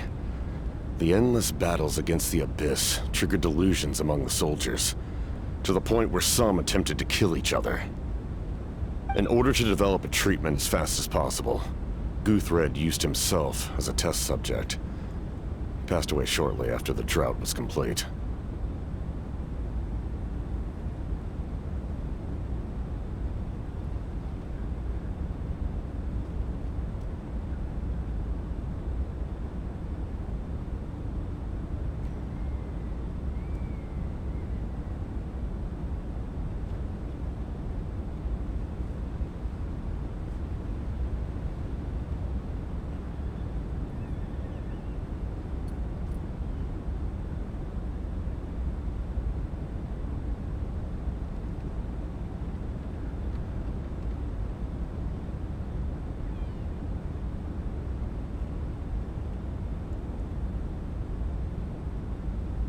They say nobody wants to work anymore.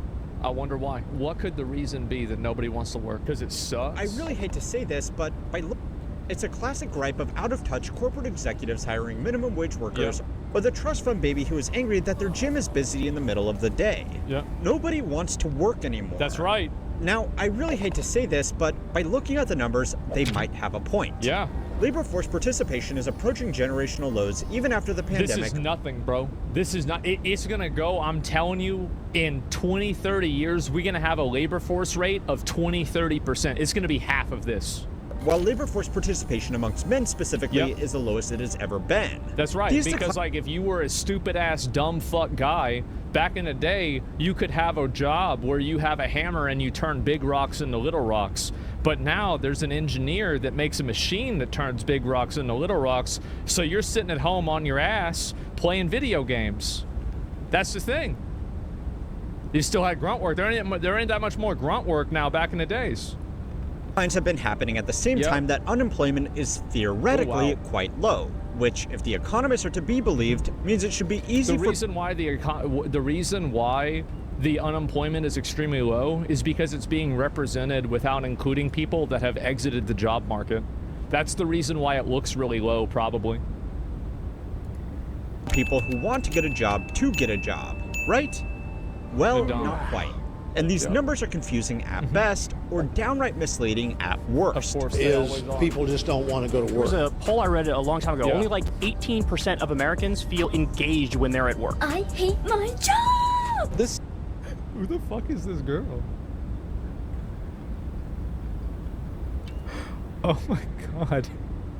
Hello Kitty, this is Jesus fuck. My job! The signs are Oh, everywhere. man. Businesses, especially restaurants, Lock it, need yeah. employees and they need them Dude, now. less than 20% of the country likes their fucking job. Yeah, of course. Okay, so there are two general schools that people fall into when they see that nobody wants to work anymore. All right. The first group are wealthy executives, business owners, or just people who have always worked incredibly hard who don't like that jobs are going unfilled. So they blame it on lazy young people who would rather sit around all day smoking cones and watching skibbity toilets. Well, why wouldn't you want to do that? Why you want to sign up for 8 hours a day to do some bullshit for somebody else and not make enough money and waste you're gonna waste your whole day because you work for 8 hours. That means you're working for 10 hours, right? Because you got to get ready, you got to think. Usually there's like a preparation period. You got to drive to work, you got to go back from work. Like you have your lunch hour. Like we talking about a 10-hour investment. It's 10 hours every fucking day. Like think about how much you could do with 10 hours. For what? The second school of thought agreed that yes, people don't want to work. They don't want to work demeaning jobs where they won't get paid enough to support a decent quality of life. It's nice when two groups who are so different can agree on something. So really, the only thing left is to work out why people don't want to work. Now, in most cases, they don't get enough money and that working doesn't improve their life. It is actually so simple. Like, if somebody could work and then they could buy a mansion in LA, they'd work. If Burger King paid a wage that allowed you to buy a mansion, there would be 1 million people signing up to work at Burger King. It's so obvious.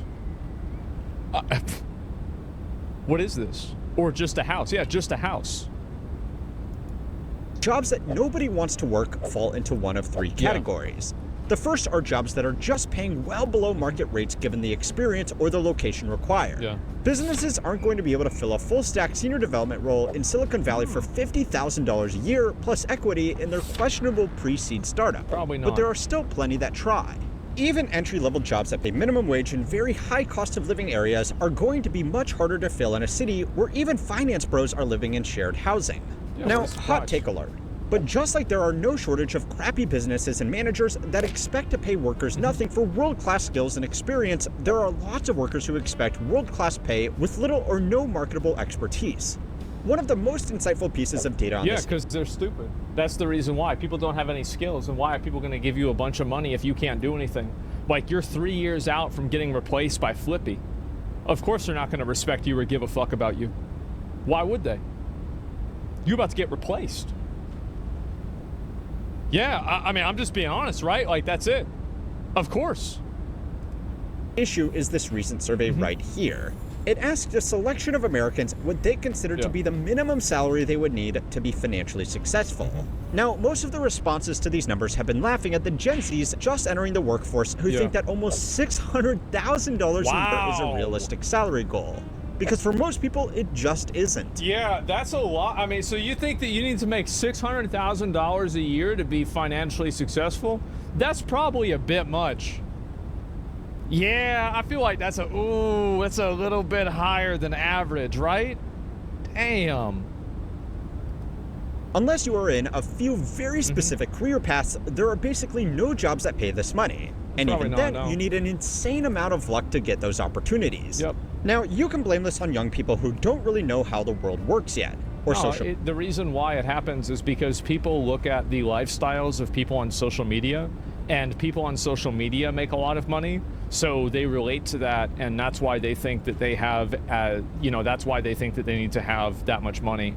And I think that, like, you could easily say, well, what about celebrities back in the day? But, like, social media personalities and shit, there's, like, an extra degree of, like, parasocialness that goes even farther. And I think because it goes farther, you have people that get wrapped up in it and they believe in it. Yeah, so you admit this is kind of your fault? I mean, I don't really like showing off money or doing anything like that. I mean, I think you can live fine. You know, if you make $100K a year, I feel like you can live totally fine. Probably even less than that. I mean, there's a few places in the country where like that wouldn't be enough, but it's like really just a few. Most places like that's enough. Media that makes it look like every hustle bro is flying private. Yeah. But it's all distracting from a more interesting data point.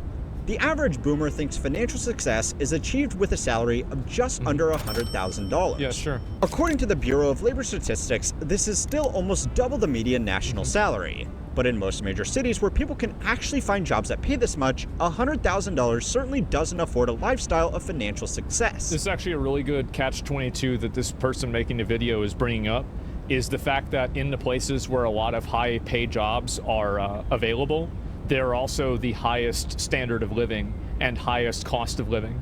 So like, yeah, you can get paid a lot of money in San Francisco, but there's an extra zero behind everything that you're trying to pay for too. So yeah, very good point. There is simply a massive gap in expectations between the generations looking for their first jobs and the group responsible for giving out most of the jobs. So they both agree that nobody wants to work, just for different reasons. The second type of job that nobody wants to work are in workplaces that push their staff, demand unreasonable overtime, or have management that are needlessly abusive. This happens in a shocking amount of businesses across the country. And even if you are lucky enough to avoid a boss that thinks shouting is enough— Half of the employees were exposed to workplace harassment or misconduct? That's insane. Have y'all had this shit happen? See, like, I only had like 1.5 jobs, right? Like, I worked at IRS 2 years on and off, and then I worked at Sam's Club for a week. Y'all had this happen? Damn. Because like, we never had this happen. Wow. Yes, I'm the harasser. Based. Bro, keep him in line, man. You gotta keep him straight. Effective motivation tool, you have probably worked some overtime out of fear of losing your job or being reprimanded. According to a 2023 workplace survey, the average full-time worker across the country studied— I feel like working overtime as being in salary position versus like being an hourly employee is very different. Like, I remember whenever we worked at the IRS, people would compete for overtime because it paid so well. Like, you had like all these government multipliers. So like, you had like, if you worked on Sunday, you would get paid more money. If you worked on the weekends, you would get paid more money. And if you worked at night, you would get paid more money. So like, if you can work on Sunday at night, and this is like back 10 years ago, right? Like more than that. Like, you were getting paid like $25 an hour. So like, everybody was trying to get in on that, right? Like, they were constantly trying to, yeah, double time. Yeah, and then you also have your overtime pay that kicks in at what was it? At over 40 hours. Yeah, it still is like that. Yeah, exactly, right? And so people were trying to farm this as much as they could. Stacking multipliers, yeah, they were playing like an ARPG. Is now putting in an average of 9.2 hours of unpaid overtime. Yeah, so it's way different if your These jobs salary— often don't have much trouble finding people to start, but they do struggle with high staff turnover. The third are simply jobs that never actually existed. Right. You probably all know about ghost jobs by now. But even if you really do want to work, there is a good chance that most of your applications are just going to build out a workforce database. Oh, they put this out there because they legally have to, but they've already decided to hire the person in-house for— okay, yeah. Not to actually be considered for employment. Yeah. Now, whatever the specific reason, the results are the same. Less people end up working. But aside from settling some beef between entitled Zoomers and some out-of-touch boomers, this data all reveals something more concerning about work in the current economy. It's not that people don't want to work anymore. They simply can't afford to.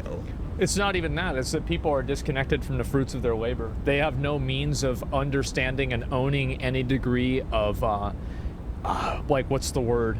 Like, having any degree of self-respect, of any dignity, of any sort of light at the end of the tunnel. Like, you're just working at the Amazon fulfillment center, putting things in boxes for 20 years, and nobody gives a fuck about you until you get replaced by a robot.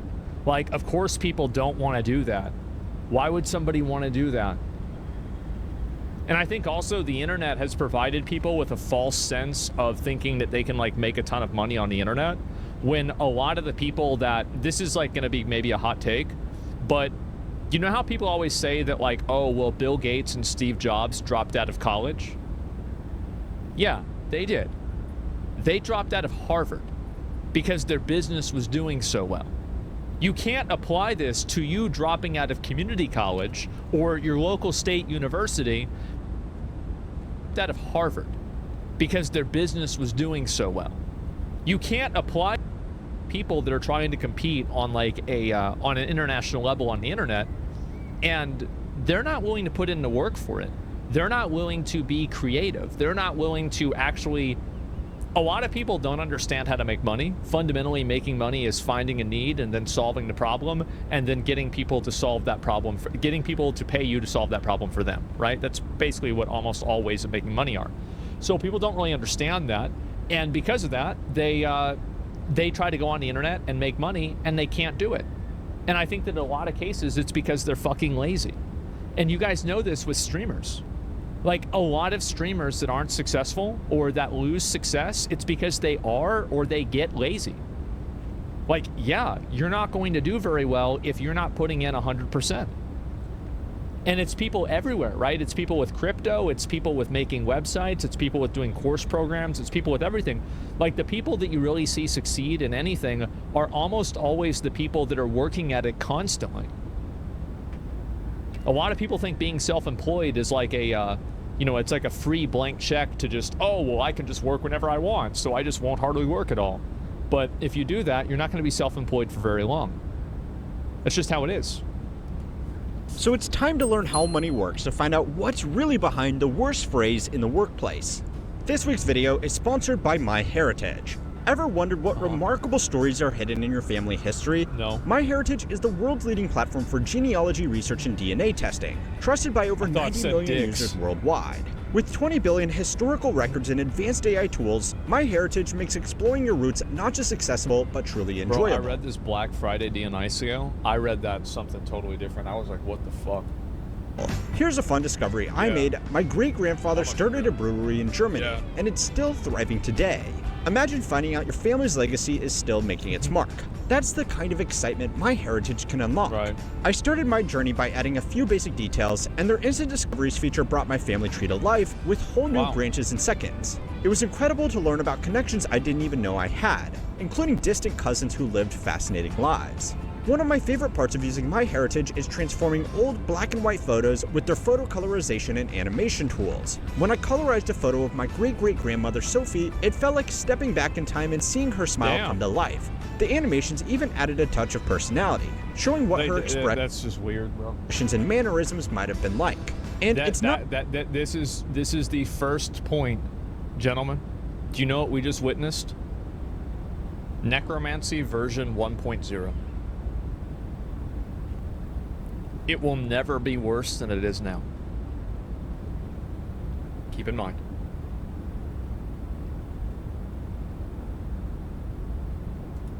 Not just about what you see. MyHeritage also lets you deep dive into historical records to uncover stories and details. From ship manifests to old census data, seeing your ancestors' lives unfold in official documents is like piecing together a historical puzzle. Right. Ready to discover your own family's hidden stories? MyHeritage offers a 14-day free trial so you can experience the platform's full range of features. Start your journey today. Trust me, you'll be amazed by what you uncover. Okay, so yeah. There are millions of people out there that think nobody wants to work because they couldn't hire someone with 20 years of experience on a programming language that has only been out for 5 years for $15 an hour. Yeah. There are also people who don't want to work because they think unless they are offered 6 figures in their first role out of high school, it's not worth their time. And they would be better off sitting at home working on their NFT dropshipping business. Maybe they would be. Maybe they would be. The thing is, like, I never shit on anybody who's trying to hustle and make money. I know that as a kid, I was hustling trying to make money at like 5 years old. And so by the time I was in middle school, like I was already making money like 5 or 6 different ways. Like my mom would buy me a lot of video games, but I'd also buy a lot of my own video games. That's what I spent all my fucking money on. And I never sold drugs either. Never sold drugs at all. And anyway, like people always do or make assumptions. Yeah, no, you should always, if you think that you can do something successful as an individual, you should always go for it. Fuck it.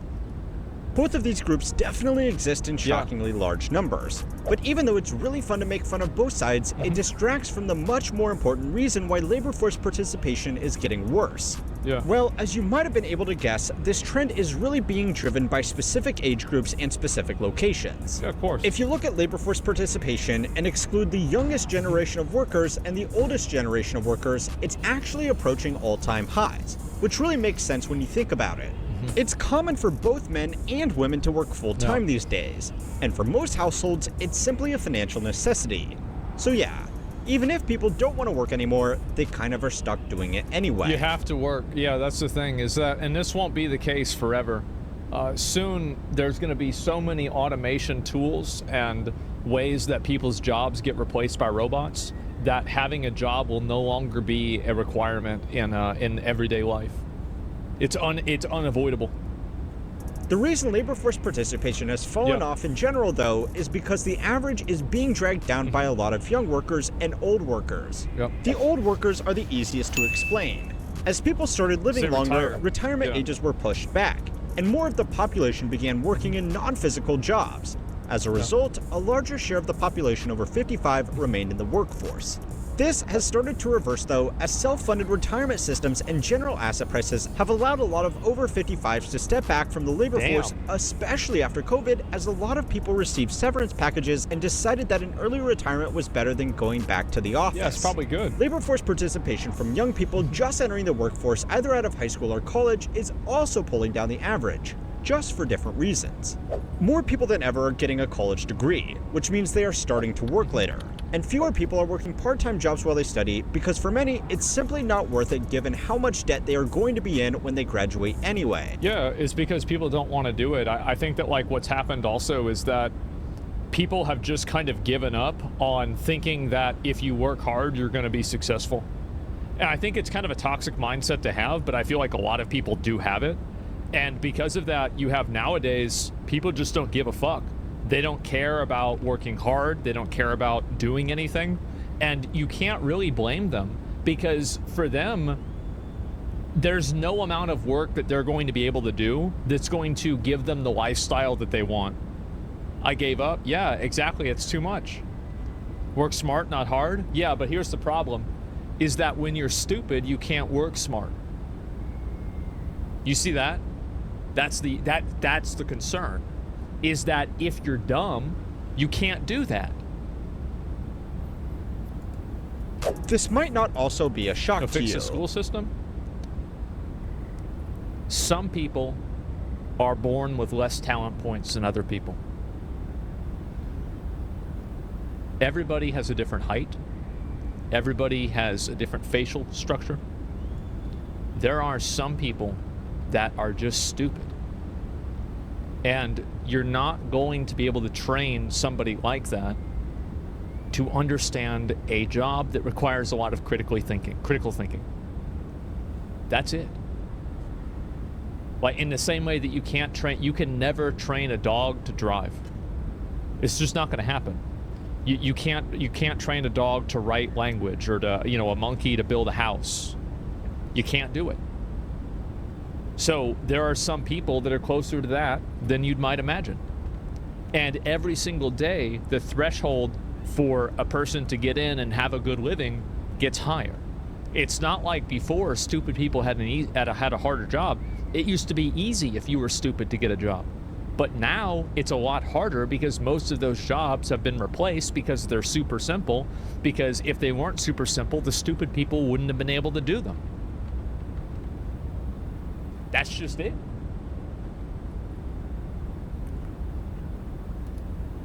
But it's getting really damn hard to find a job out of college.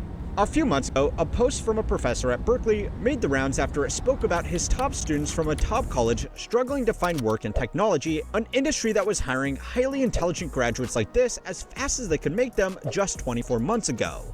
Previously, a Berkeley CS graduate, even if not a top student, would receive multiple appealing job offers in terms of work type, location, salary, and employer. However, outstanding students, like those with a 4.0 in major GPA, are now contacting me worried because they have zero offers. I think that also another big component for this too, this is probably not something a professor would say, is that if you, like for those of you guys that are business owners, would you want to hire somebody who came out of a really good university or somebody who's self-taught, self-motivated, and has been coding ever since they were 9 years old? I wonder. Yeah, I fucking wonder, right? I mean, there it is. It depends. I would always take somebody probably. and here's really what the point is. The point is that going to university, what you learn in a lot of cases is probably not as, like a lot of what I learned, let's say 10 years ago, or even like, 5 years after I graduated, that stuff didn't have any relevance anymore. It wasn't important. So you have people that in a lot of cases, and this is especially true with like business school, where a lot of classes in business school, especially undergraduate classes, are a complete waste of time. All they're doing is they basically created terminology to fill up the space of a class time. It doesn't actually, like, it's not applicable to the real world. It doesn't have any actual function. It's like people that understand, like, I always make this joke, right? I had a friend that got a job, or sorry, he got a degree in theoretical physics and it got him a theoretical job. And then he had to go back and get an actual engineering degree. Like, a lot of people that understand things on like a theoretical level, they're not ready to like work and compete. And this is actually even something that like, I remember seeing some guy talk about this. Like he went to school for like computer science and then he went to like DEF CON or something like that, or like some sort of computer science convention. And he was comparing himself to the people that actually were there. And he was like, oh my God, I'm so far behind. It's embarrassing. It's insane.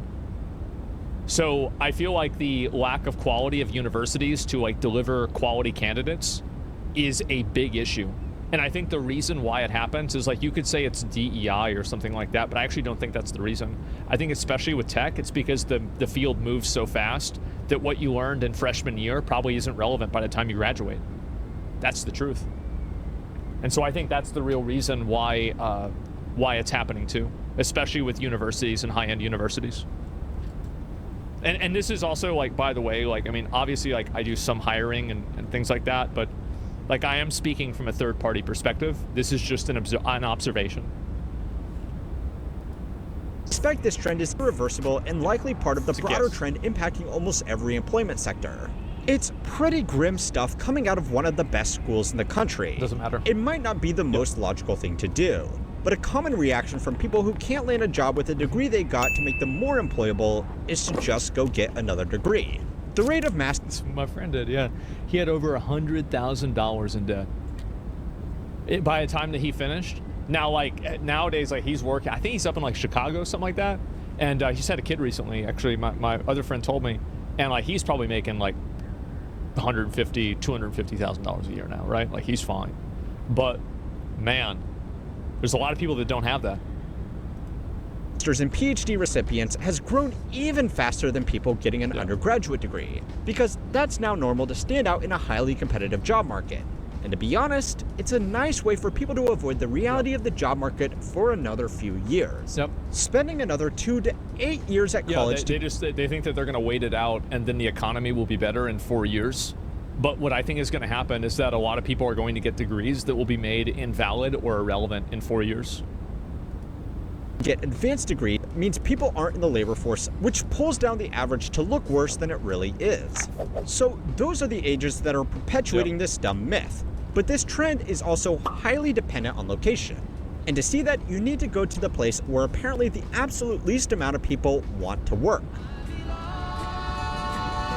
West Virginia? Wait, really? Yes. The Rust Belt state has the lowest labor force participation in the country. Damn, but so also that's where some of the most unusual statistical anomalies. The state is quite poor after its major industries like coal mining and manufacturing were either outsourced or simply fell out. Yeah, exactly. Because if you're a coal miner,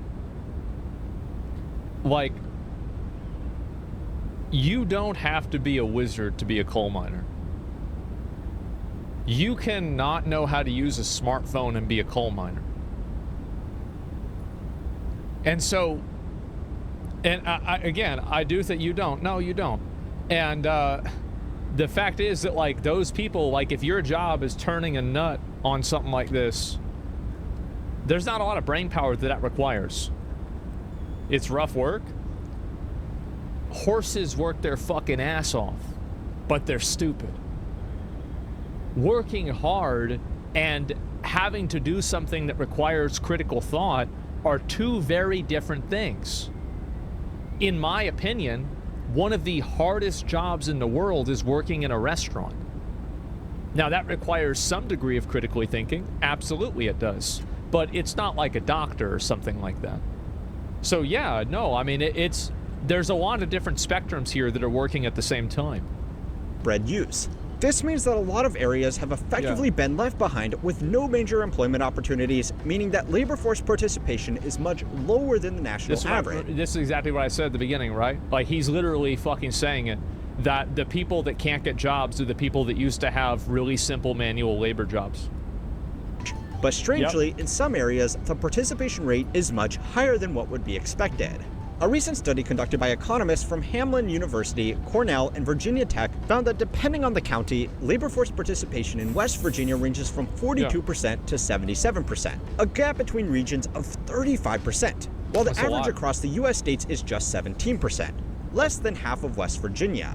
It's not unusual that cities and working towns will have higher labor force participation than other areas, because people often specifically move to these locations just to get For a job, work. But this variance was startling and uncovered a bigger national trend.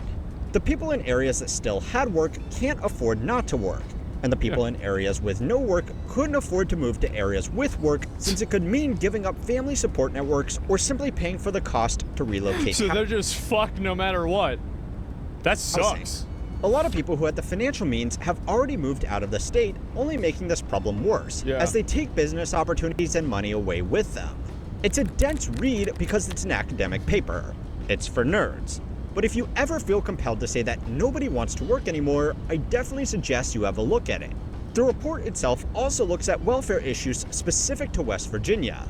But just because the state is experiencing this problem the worst doesn't mean that it's in any way just something hurting them. It's a mining canary. This shit's gonna happen everywhere.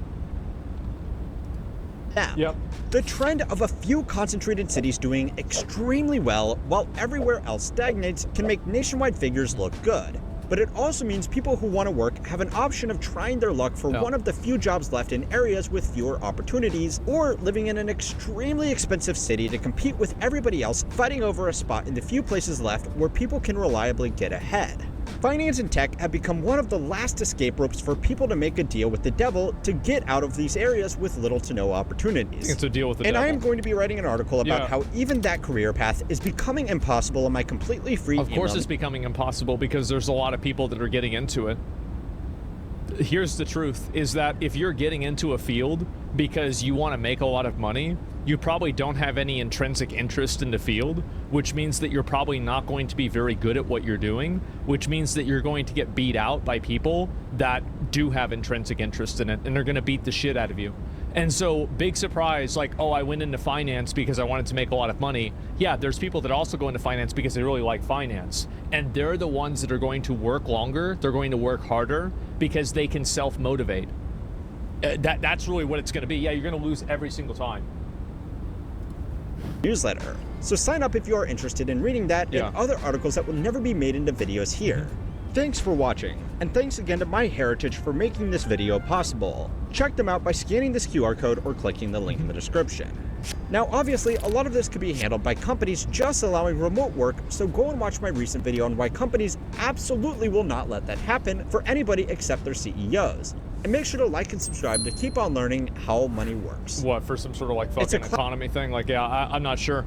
But like, yeah, no, discipline beats motivation every time.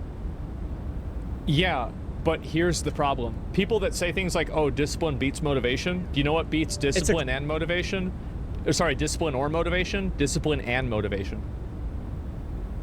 The people that you're competing against for jobs that start at $200,000 a year are extremely disciplined, and they also know what the fuck they're doing.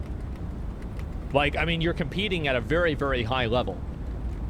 And so, yeah, I mean, it's super simple. An actual skill, yeah, exactly. I mean, you have to have both in order to compete at an extremely high level. Yeah, or they know someone. Yeah, but like you can rule, like, I mean, there's always going to be people that get ahead for some bullshit reason that they shouldn't be getting ahead for. Like, this is like, back in the day, you had, you know, like kings that were like products of incest and were like basically functionally mentally deficient. Like, you had all this kind of stuff happen for many, many years. There's nothing new with that. It's never going to go away. Yeah, nepotism. Yeah, I mean, well, nepotism used to literally be the rule of the land. It was called royalty. There's the video. I agree with pretty much everything he said. A lot of people, like, I'm the kind of person that I believe that I actually think that what's going to end up happening is that there are going to be so many jobs that become automated that you're no longer going to be able to expect to have a job. And when that happens, then you're going to see more conversations about universal basic income. You're going to see conversations about, you know, like, how can somebody afford to live? Like, what can somebody do? Slavery. Yeah, we could. I think that there's a good chance that we will, by a vote, bring back some form of slavery or indentured servitude. I think there's a very good chance of that happening. Now, I didn't originally believe this, but based off of like how things have gone in the past, like I'd say like 5 years, especially 2 years, I think it'll happen. Yeah, why? Because people are stupid and they want to be taken care of and they don't want uncertainty. And I think that people's fear of the unknown will be more important to them than their pursuit of liberty. And I think that they would be more than willing to throw away their freedom in order to be safe and to not have to worry about the future. That's what I think is going to happen. And I could be wrong. Oh, I could be wrong. But I don't think I am. Yeah, facts. I know. That's why Trump won, better future. Yeah, and I think also when people believe a functional version of slavery, and it's not really going to be slavery, right? But it'll be some version of that. When they believe that that version is better than what their future is. You underestimate the hillbillies?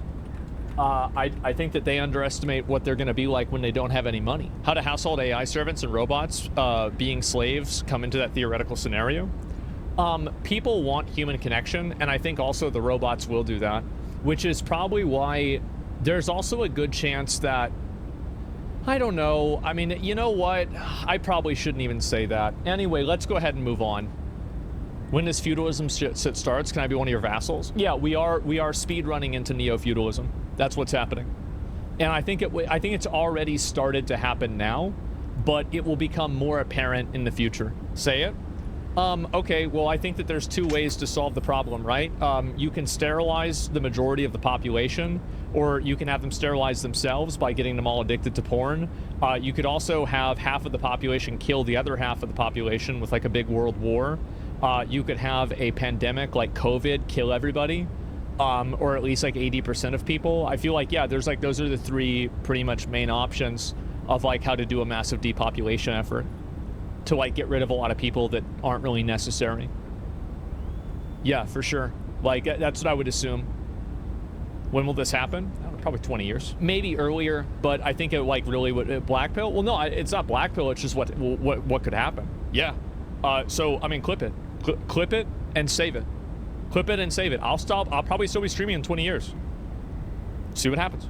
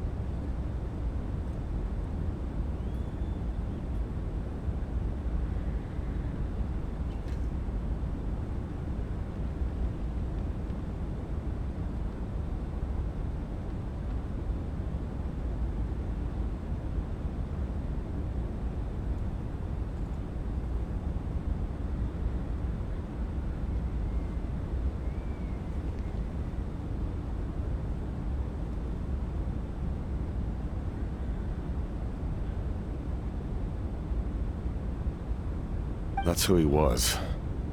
Unrelenting in his pursuits. No matter the cost, no matter the sacrifice. In the end, he even gave himself up for a chance of success. I'm sure he would be pleased his creation aids people, even now. The Abyss has wrought enough suffering on this land. I sincerely hope this war will end soon.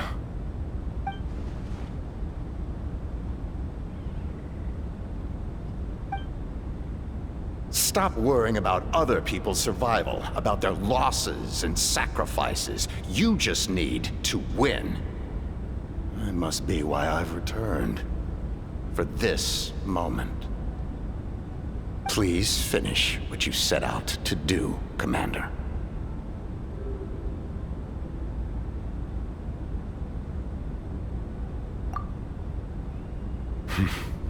You're more perceptive than I imagined. However, some things are better kept secret for now. We may be working together, but our goals are not entirely aligned. What's with the secrets all of a sudden? Paimon's starting to think we should be more careful around you. I do not mean to jeopardize the trust between us. I simply prefer to keep this to myself, because it's a personal matter.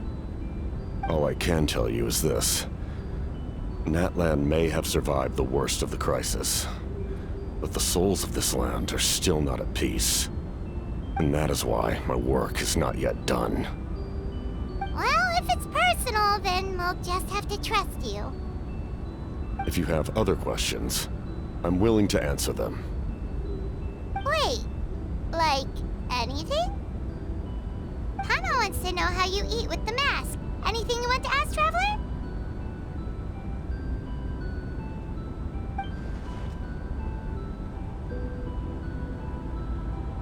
Natlan must pay the price for Mawika's use of the Ruler of Death's power. That price is death. And only Mawika's death can clear the debt. Even now that the war's over and the threat to Natlan is gone, it looks like that death is still set in stone.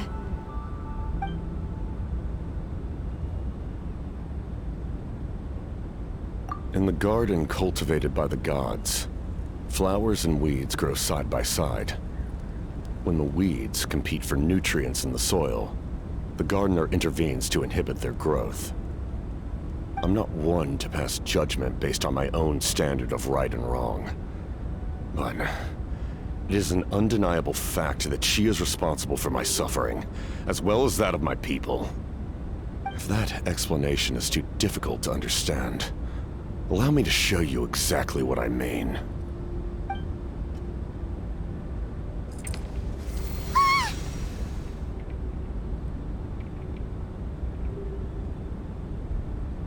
The Ruler of Death can freely define the form of death, or grant immortality to anyone she desires.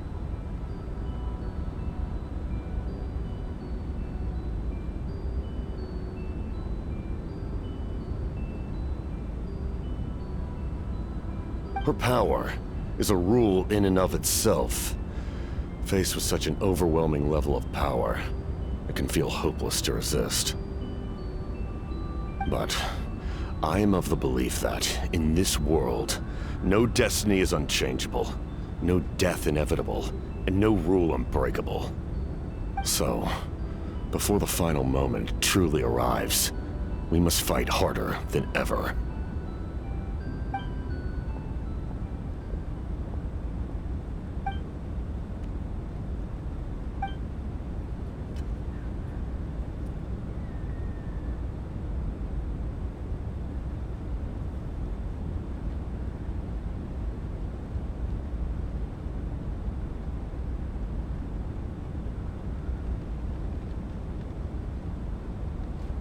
Oh, did something happen?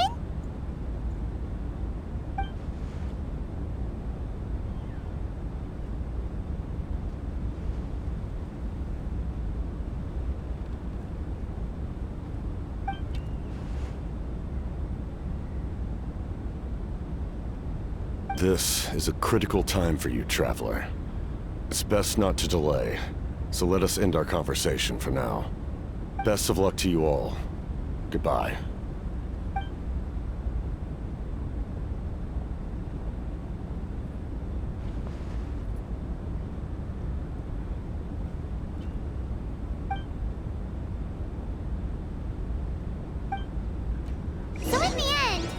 Ian still hasn't told us his real goal. He kind of reminds Paimon of someone we met recently. Oh, right, the Lord of the Night! They just seem so tired, you know? Since they've both been alive for many centuries, do you think that's just what happens when you've been alive for too long?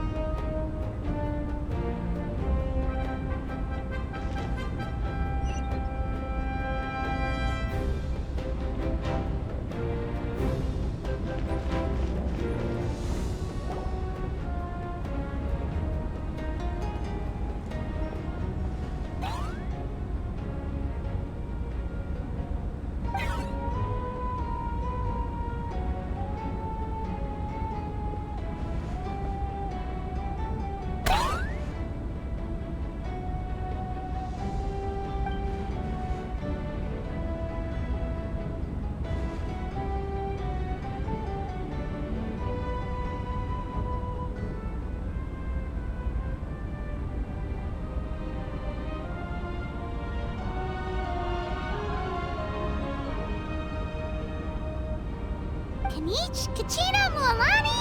Woo! Everyone's here! Reunited at last. Did you miss us?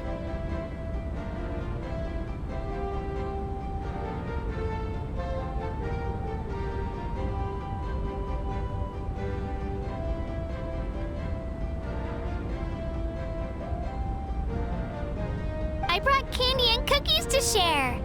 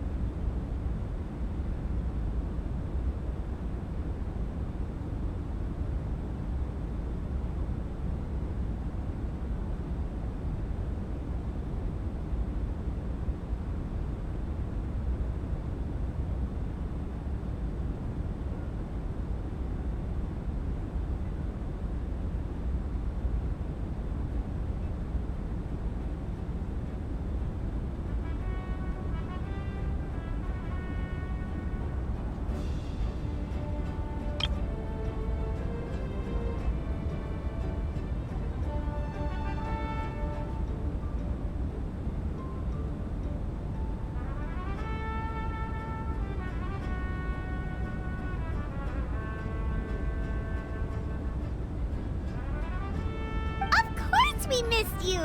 Ooh, you brought source crackers too? Score! Ah, just in time, traveler. It's so stifling in here. I was just about to go outside to get some air.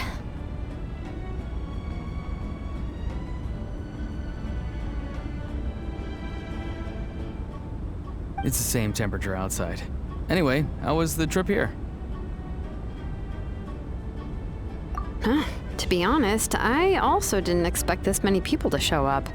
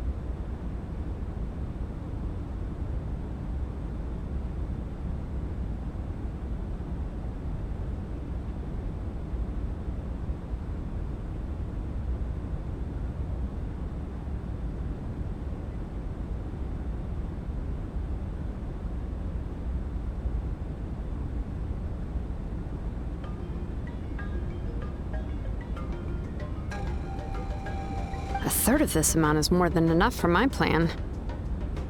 I need to ask them about you, gather their thoughts and hopes. That will help the formation of your ancient name.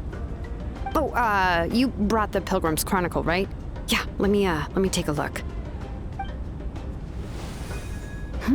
Okay. The progress looks good.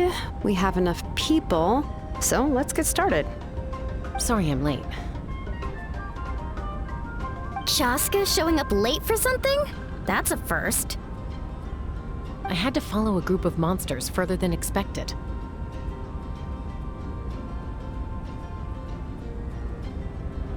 When I got back, I heard about what you did for my tribe.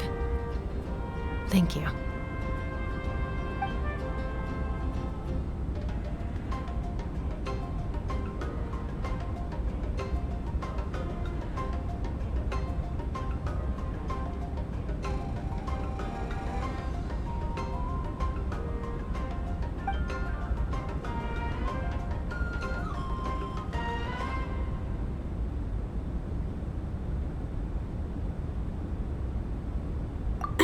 Okay, let's save the pleasantries for later. Everyone's here, so let's get started.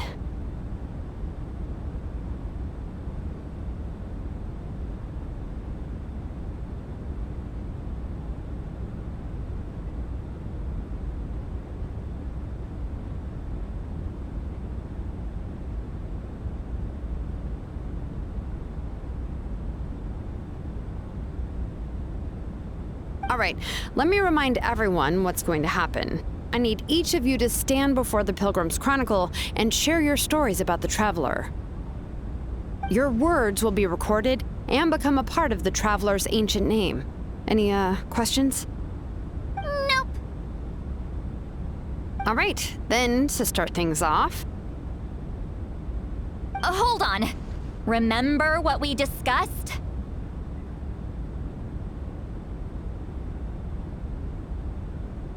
Oh, right, I almost forgot. Traveler, Paimon, you, can't be here for this part. Huh? But why? We want to hear what everyone has to say. I need people's true thoughts and feelings. It's best if the subject in question isn't involved. It's much more difficult to express those feelings to someone's face. People get shy in those situations. It's just how it is. You're right. Just like when Paimon doesn't have enough lore to pay for her meal, but she's too embarrassed to tell the Traveler, so she has to make up some excuse. So basically, you want us to leave the Pilgrim's Chronicle here and wait nearby? Oh, don't worry. This shouldn't take long. Everything Shilonen said made sense, but did you see Sweet Lolly's reaction back there? She was definitely the one who decided we should leave. But staying out here is just making Paimon even more curious about what everyone's gonna say. Anyway, you're gonna have an ancient name soon. Ooh, that's so exciting! Feels like we've been in Natlan for quite a while already, doesn't it?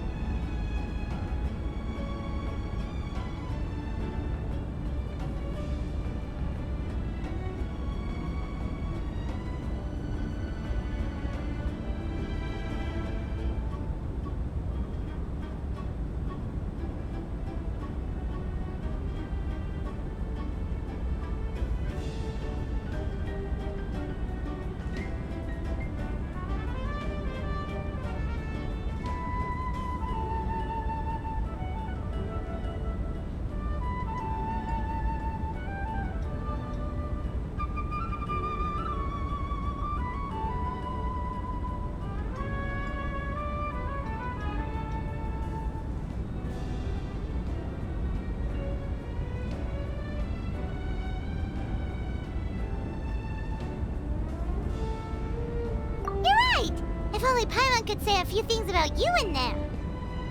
Well, looks like you're about to have that chance. Shilonen, is everything all set? Almost. We're just missing one last thing. You've been by the Traveler's side the longest, Paimon. We need to hear what you have to say. But Paimon's not from that land. Oh, it doesn't matter. As a Traveler's companion, your contributions are extremely important. You're the perfect person to finish the story.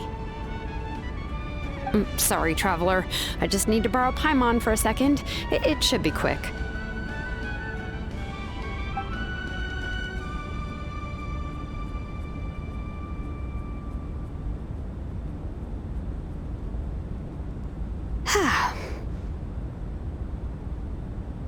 Paimon gave us a lot, and I mean a lot of information. I'm not even sure the Lord of the Night managed to get all of it. Well, we've been to 6 nations already. Here, you can have the Pilgrim's Chronicle back. I'll need it when I forge the name, but you can continue your adventures in the meantime. And when the time comes, I will forge you an ancient name unlike anything that's come before, so that you, Moeka, and Natlan as a whole can finally put an end to this endless war.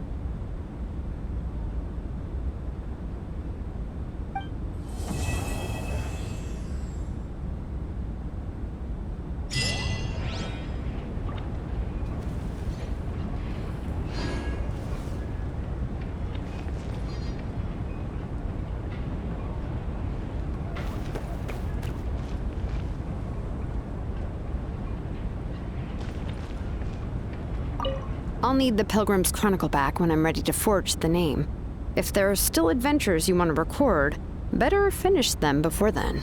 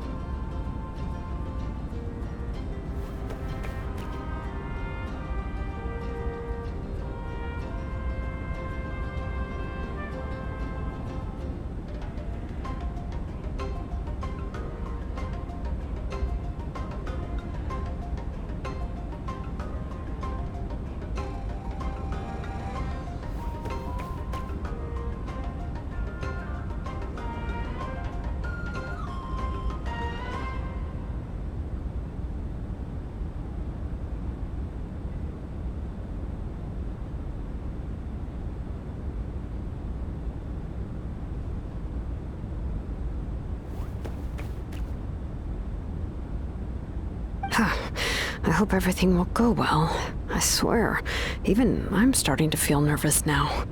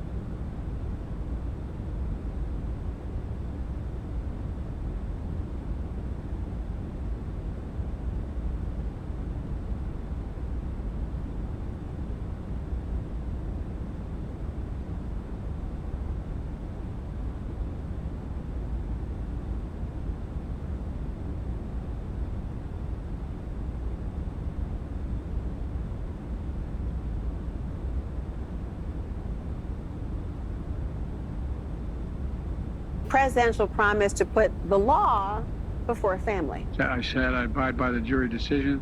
I will do that, and I will not pardon him. Letting the world know that he will not wipe away the decision of 12 of his son's peers. Was asked directly, and he has said he wouldn't pardon his son if he gets convicted. Let's wait and see what happens if he loses. Yeah, but I mean,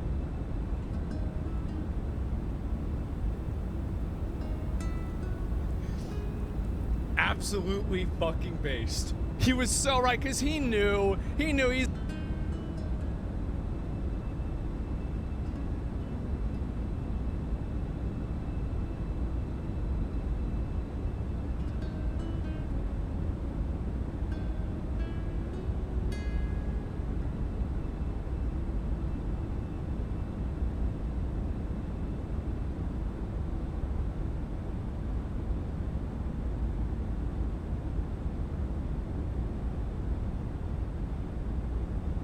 This was someone who was stalking Claire, was fixated and obsessed with her, and intrusive in her life, and would not take no for an answer.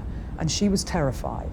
And at 20 to 8, when Claire's looking at one of her colleagues, she worked on a cosmetic counter, and she's looking at the time and saying, "We're almost done." He comes up behind her, shoots her once in the back of the head, 3 times in the face. And then he turns the weapon on himself.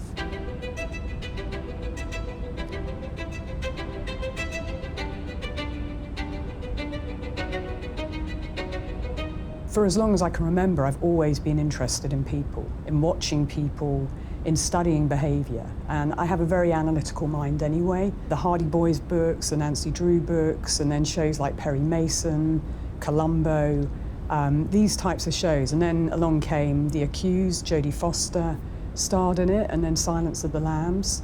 And that side just really fired me up, I guess. I got really angry about the injustice, particularly to women and girls, and wanted to, I guess, these were puzzles around behaviours. That the people that commit these crimes, especially repeat offenders that maybe have narcissistic or psychopathic traits, can they be rehabilitated, or can that behaviour change? Psychopaths cannot be rehabilitated. There is nothing currently that works to treat them or rehabilitate them. Now, the psychiatrists and psychologists who work within the settings where there are psychopaths like Levi Belfield, they would argue that we just haven't found what works.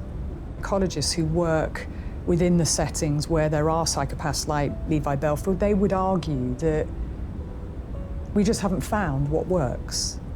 So we shouldn't stop trying to find what works.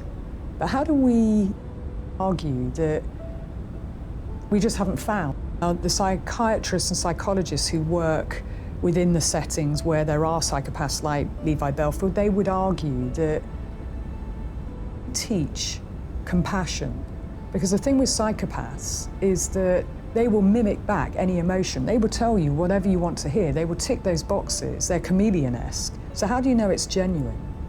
And for the parole board, the litmus test is, are you prepared for him to live next door to you with your children? Because if you are, then that's one thing. But if you're not, then that tells you really about the level of risk. And often when I get involved in those sorts of assessments, what they say is, well, we've put all these measures in place, these 100+ measures that we're going to force on some poor probation officer that's under-resourced right now with 1 million cases. They're going to do all these. And I say, well, if you have to do all of that, clearly they're not safe. The simple answer is to keep them in. That's what prisons were created for, to protect the public, for the most dangerous type of perpetrator to be behind those 4 walls because they're not safe to be amongst us. And too many people just don't understand psychopathy. And the offenders, the psychopaths, can be very charming, very plausible, very manipulative, very coercively controlling. And yet there are parole boards, probably happening now, deciding to release someone because they've said all the right things, they've ticked all the right boxes. But that still doesn't make them safe because the mind is the problem. So no, they can't be. Currently, present day, they cannot be rehabilitated and they are not safe to be released. When you're looking and you're watching and studying suspected perpetrators' behaviour, what are the red flags, the things that you're picking up on?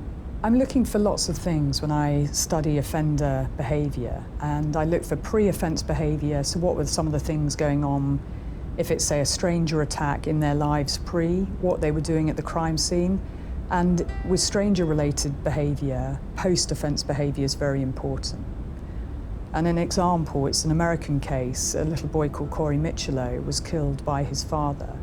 And rather than taking him into hospital for help, he didn't. He kept him at home for a protracted period of time. He then appears in the emergency room, no urgency, no help, help, I need someone over here. And the little boy was motionless at that time.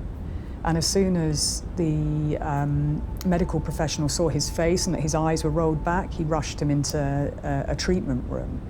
And as this little boy was being treated, his father, Christopher Gregor, left the room. Well, most people, parents, will not leave their child, particularly if it looks like they are dying. They will want to be with that child. And he left the ER room a number of times. And then as Corey was crashing, he didn't just leave the ER, he left the hospital and he left the state. And that sort of reaction is called putting distance between you and the victim. If you're innocent, you wouldn't do that. You would want to stay, and that's my reflection of working thousands of cases, of seeing baseline of what's normal in these extraordinary situations and what's abnormal.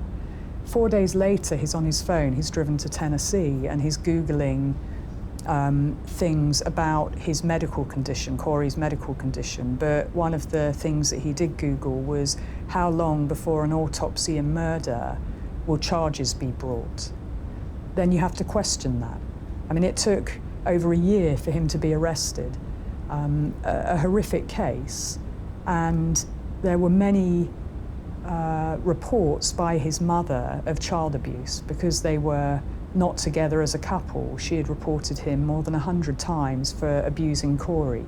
So even when you look back, you see this whole history, and that should have been the alarm should have been raised, and he shouldn't have had custody or been able to see that little boy, and it resulted in him being killed by his father, and he's been found guilty now. So in every case, you're looking for things that might on the surface seem like a plausible explanation, but the data never lies. There are certain things like video evidence and data that tell its own story about what's gone on and about guilt-related behaviour. If you don't mind, I'd love to talk a little bit about your work with stalking and stalkers. You describe stalking as murder in slow motion. Why do you use this phrase? I describe stalking and coercive control, the two together, as murder in slow motion, because you get a drip, drip, drip before the most serious event. And often with the murders, when you look back, you see so many opportunities to intervene and prevent. One of the cases that really changed my perception and changed my life was the murder of Claire Burnell in Harvey Nichols in 2005. And she was shot dead on September the 13th. I still remember it like it was yesterday. And I was asked, would I review it as it happened? I was still at New Scotland Yard in the office when it happened, and one of our officers had gone, the detective had got the call to Harvey Nichols. And what I had been told and what was on the crime report was very different from what News at 10 said. A News at 10 headline was 2 people have been shot dead in Harvey Nichols, which makes you think of someone's gone into Harvey Nichols and just shot 2 people dead. But the 2 people shot dead was Michael Pesch murdering Claire Burnell, who worked there. And so understanding what went before that, my commander had said, can you do a quick desktop review? Any issues for us, Laura, in my role as head of homicide prevention unit? And when I start looking at the history of what we knew at New Scotland Yard and looking at the crime report, I saw that she had reported to us multiple times. And when she had reported his behaviour to us, it wasn't taken seriously. This was someone who was stalking Claire, was fixated and obsessed with her and intrusive in her life and would not take no for an answer. And she was terrified. She tried to do everything. You go to the police because you think that they're going to understand the behaviour and do something about it. But our officers didn't understand that it was stalking. They had no training on stalking, no training on fixation, obsession, and what to do. So when he was being interviewed by an officer who was just off probation, He was saying things like, I just want to let her know how much I love her. Come on, you've been in love before. I just want her to know. I just want to get back with her. Come on, officer. It's not a big deal. I just want to see her again, and I'm just trying to make my case.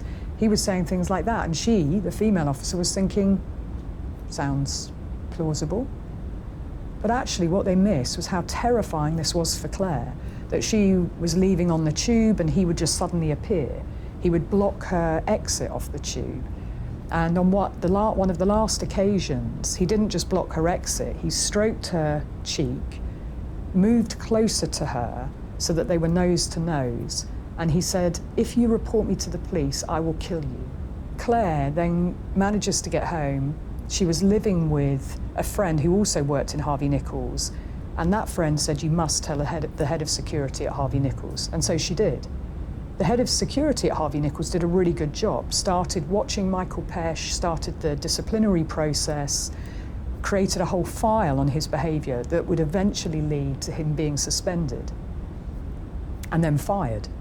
But when he was fired and he was led out of Harvey Nichols in cuffs, what they didn't understand was how angry he was, and he wanted revenge on Claire. So when he's bailed, the first person he wants to go and see is Claire. He gets a weapon, because he's ex-military, and he's a security guard that works in Harvey Nichols, and then he goes in through a side door on September the 13th, because he knows the security layout. Security have all been told he mustn't enter the building. And at 20 to 8, when Claire's looking at one of her colleagues, she works on a cosmetic counter, and she's looking at the time and saying, we're almost done. He comes up behind her, shoots her once in the back of the head, 3 times in the face. And then he turns the weapon on himself. And the case just changed my understanding of stalking, my understanding of risk. It made me understand we needed to do much more about stalking. It led me to meet the mum, Tricia Burnell, and apologise to her for not doing everything that we could have done to protect her daughter. And then we went on to change the stalking law together, and I, having changed the law, went on to set up Paladin, the National Stalking Advocacy Service for high-risk victims of stalking. Do you find it difficult to switch off that sort of analytical part of your brain, Laura? You mentioned that you kind of sit in cafes and look at people's behaviour. Like, are you able to switch off from it, and how do you do that? It can be very hard to switch off. And you're constantly processing, your brain's constantly working even when you're asleep. So sometimes the answers come after you've slept. I mean, I always have a pen and paper by my bed so that I can write those thoughts down and I don't lose them. But yes, it can be difficult to switch off. And I will say that, with trauma, it does catch up with you. And, it's very difficult to manage your own self-care, but it's like the old adage, if you don't put your oxygen mask on and look after you, you can't look after anybody else, and you have to do that first. What drives you to continue doing the incredible work and changing the laws and working to prevent femicide? Well, I love helping people, and that's why I do what I do. Really, what underlies all of it is helping people, often at the worst times in their life. And this is a far bigger conversation about society and what we can do to help our loved ones. And it's the thing that every family bereaved through homicide says to me, whether it's Alice Ruggles' mum and dad, Claire Burnell's mum, Tricia, whether it's Carol Faruqi, Georgia Gabriel Hooper, whose mother was stalked and murdered, John and Penny Clough, whose daughter Jane was stalked and murdered. That when I work with the families, they've all said the same thing to me, which was, if only we'd met you before. And if we'd met you before, we would have understood that she was at risk, and we would have done more about that. So it's always looking to, to create change for the better, for the greater good, to protect. Primarily for me, it's been about women and children. It didn't start off that way, but that's where I've ended, or that's where I'm working now and have been for many years, because they are the ones that are victimised.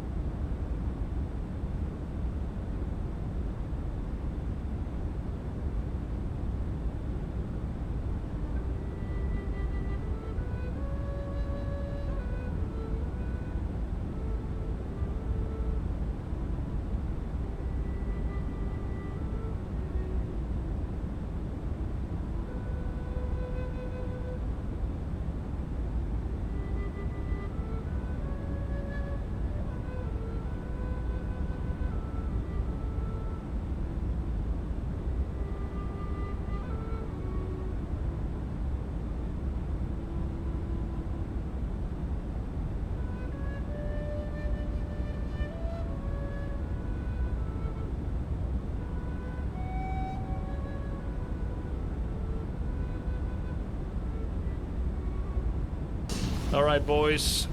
What should I be afraid of in this dungeon? I have no idea what I'm getting into. Black Fathom Deeps.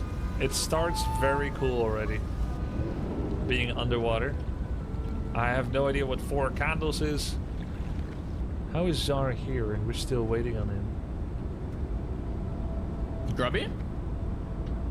Hello, hello. Yo, what's good? Yo, what's good, Tom? How's it going? Yo, what's good, boys? Sorry, what's up? Dude, not much. I'm super excited for this 4-candle Grubby. It's gonna be a crazy one. Have you done this dungeon before? I have not. No, this is the first time. It's a very cool atmosphere, man. I don't know what 4-candle is. I'm sure it has nothing to do with death. No, yeah, we'll be super good. It's not that. Like, yeah, we'll be chill. No dying it's today. Your first time? Yeah, okay. first time. No dying today. Sounds good. Let's go. I'll lead the way. I'll pull the creeps. All right. Smooth as butter. It's gonna be smooth as butter. How's the only thing I'm worried about is like we're all undeads here, except Ty is he's a Tauren. You're worried about that. I am. Setup, dude. I am worried about you being a Tauren and the rest of us are being undead. Yeah, I'm a little worried. Take my prime. Love the WoW. Everyone is undead eventually. I just hope Timber remembers that. He's gonna have a very bad time as an undead Tauren if he betrays us. Yeah. Okay. Do you know if Cannibalize works on Taurens that are dead? We should try it. You could handle the proteins that are in this beef. Okay. You look like with all the bones you got. You could use the calcium from the milk, though. Okay. All right. Yeah, I might try some Tauren milk later, bro. Yeah.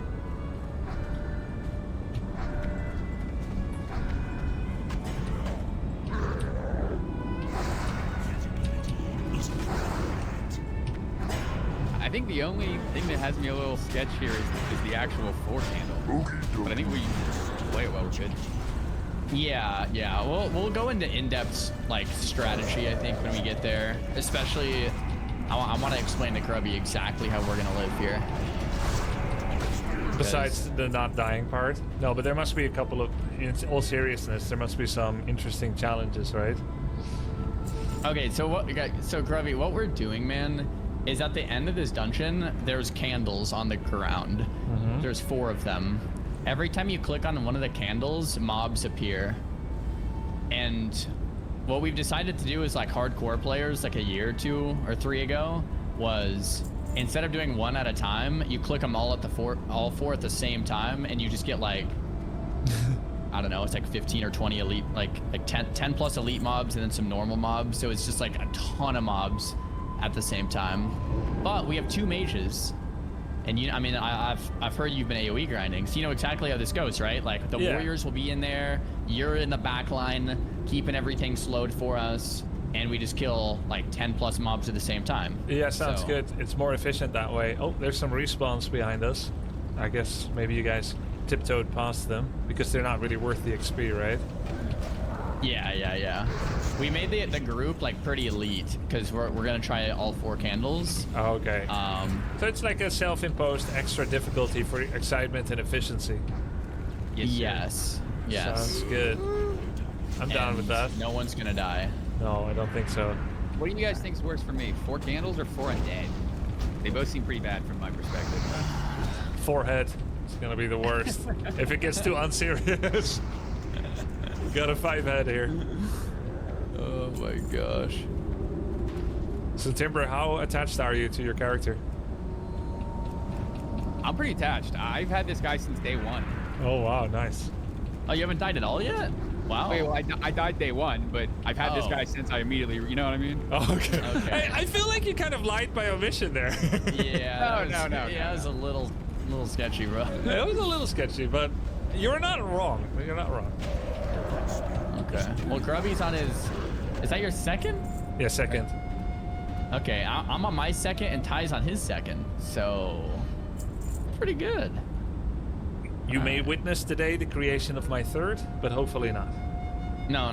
It won't be in this. It'll be later today.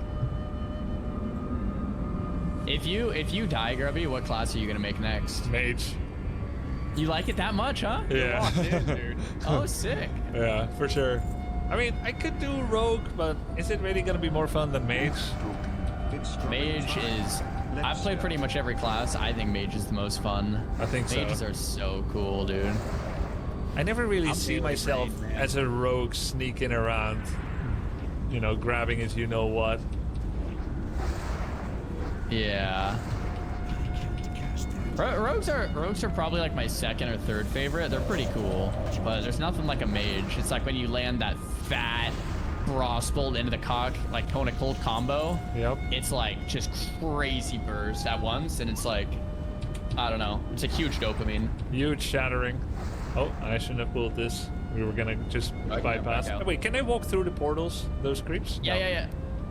Oh no, they can't. We can just stay in here though. We're good. We're good. Yeah. Cool. Ooh, Murlocs. Get it, boys. Ah, we made it in. Cool. All right, so this dungeon should be like pretty easy until we get to the point where it's not easy. Usually it's like that, right? Yeah. How many I mean, bosses? we're all pretty over leveled, so it's just that 4 candle. Let's see. That spell isn't 7, it looks like. 7 bosses, sick.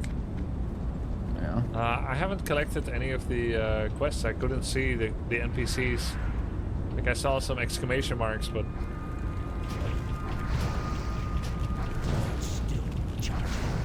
There's one that drops in here that I feel like everyone misses. We gotta like swim for it. That gives a pretty nasty wand, or like offhand. could be nice. Alright, yo, so Ty, what I'm nervous about, bro, is if I AoE taunt with like cloth chest and I can't use a shield or anything, yeah, I think I'm just gonna die. All right, well here's the play. When you feel like you need to AoE taunt, you just tell me to do that, and I'll put a shield on and press the button. Okay. Do you have a decent shield, sword and board? Yeah, I actually got Commander's Crest, the blue from SFK. Oh, sick. Okay. So I got a good shield. My one-hander's kind of dog. I still have Cookie's Tenderizer, but it's better than has Stam on it. I'm thinking what we do is hold the door and let Grubby and Asloff just spam like blizzards from afar, and we send your AoE taunt, and then I might by drop in just a target dummy in the middle, see if everything groups up, then let the mages go ham. I think you save target dummy for when things As get the oh sus. shit. Yeah. I'm fair with that. Yeah. I think like we'll be fine for a bit. Can we share quest, guys? All right, slippery up there. Let me see if I can share it, Grubby. Power to the Let's wait for the tour, and he's a bit slower. power to the Forsaken. Yes. Give me those quests, baby. I only have 2. I think I shared those. Do you guys have more? That's 1, thank you. Black Fathom Villainy.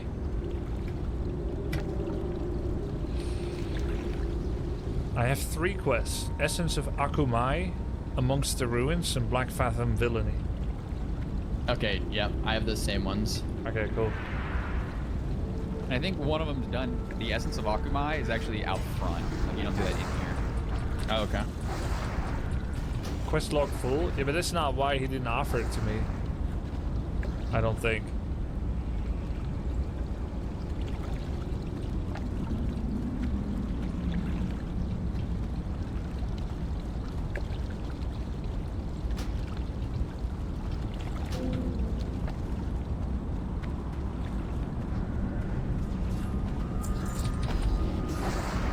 You can't share because you're full? No, I have the same quest as Zaryu. He just said he has the same 3.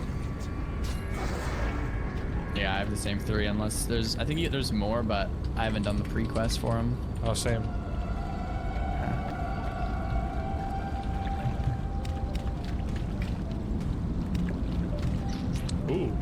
Level 24, Snapping Crustacean. A lot of level 24s here. It's getting higher level. Gamura.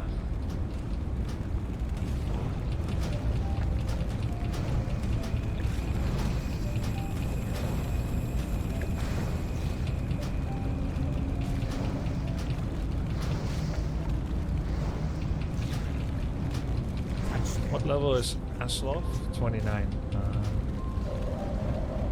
So we're pretty over leveled for this, Grubby. Like a lot of the times you would do this dungeon like 26, 25, something like that. But if with the 4 candle in mind, we're like, all right, let's make a super sick group. Yeah. That's why I whispered you. Yeah, cheers. Nice. It's my first time too. Yeah, we're a little over leveled, so better late than ever. Than never. Yeah. It'll be good. No point doing it when we're like level 30, right? Yeah, where's the glory in that?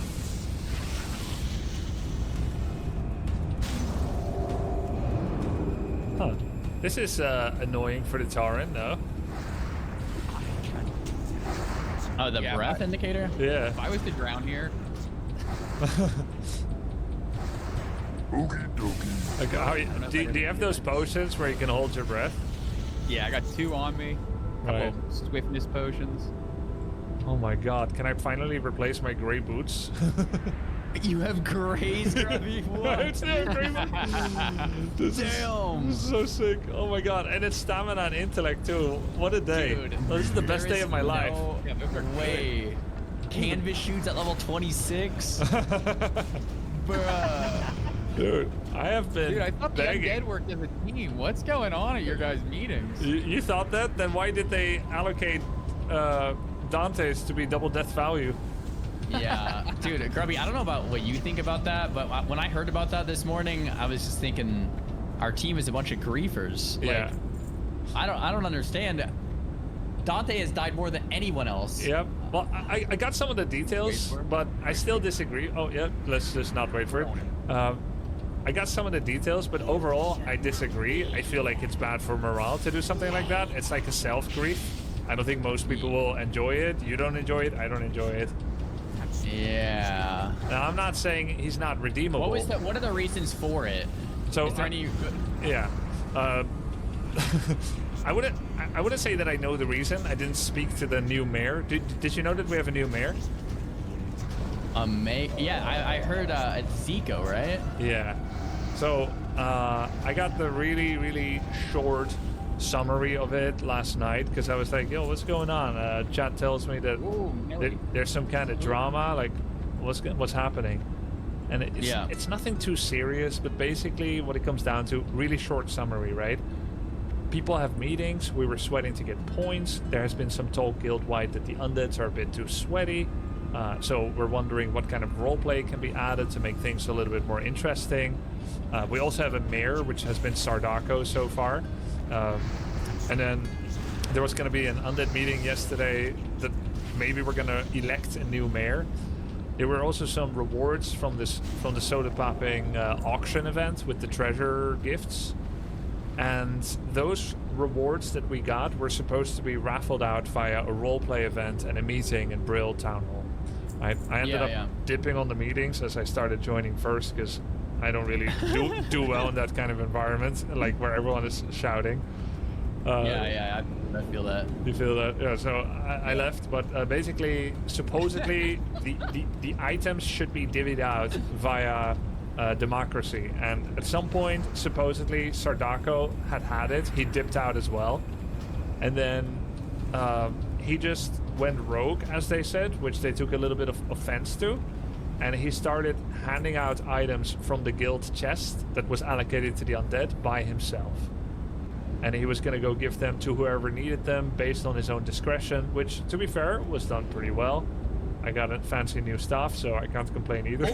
Nice. So they thought he's keeping it for himself, and in that moment, they made a rash decision to go do this thing where they make Dante's the double death guy. Yeah.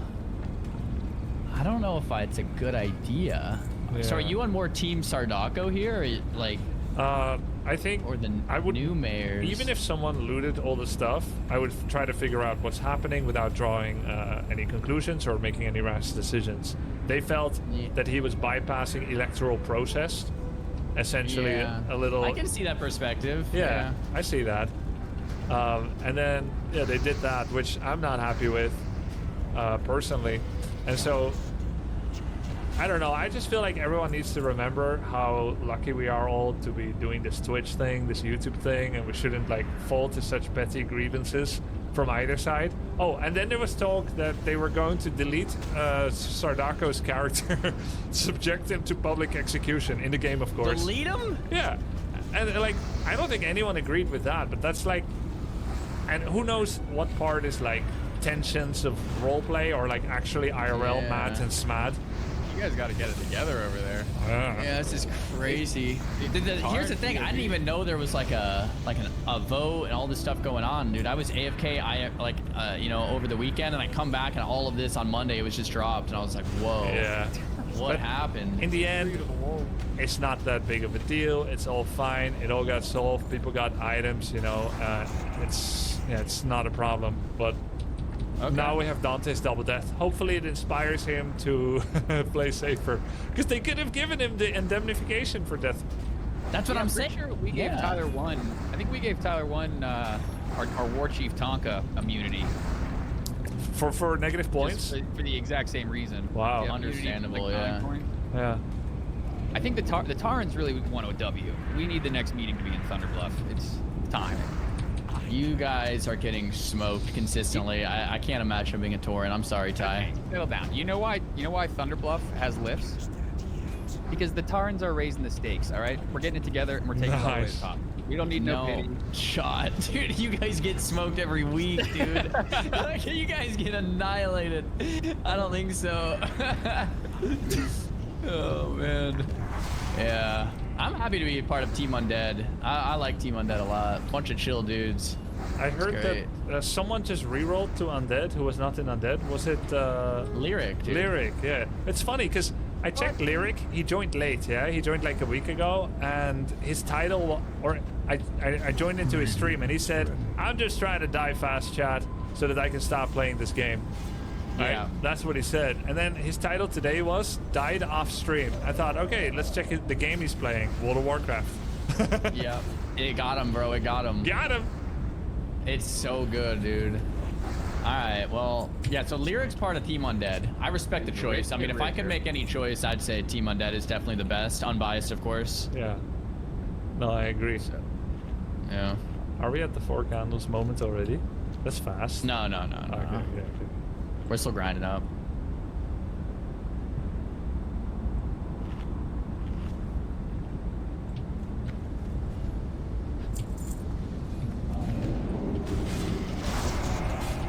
Apparently, the way Lyric died was he went in his living room and plugged his Xbox controller into WoW, and he was playing on his big screen TV in the living room via WoW via a controller, and then died like 15 minutes into the controller experience. Oh, yeah. Yeah, it's pretty rough.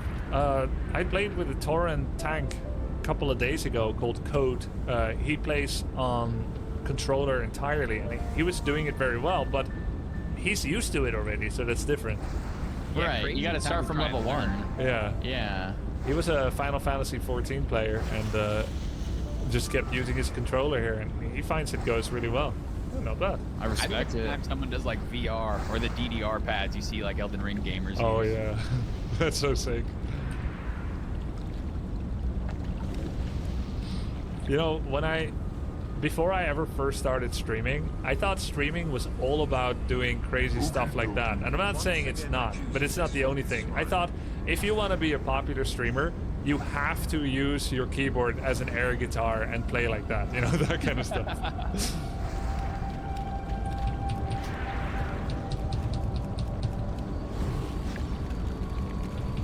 Who?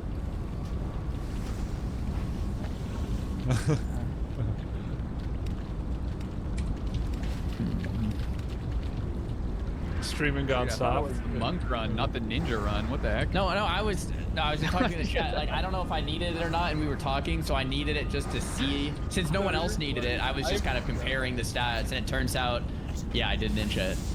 So. So yeah. It's hard sometimes.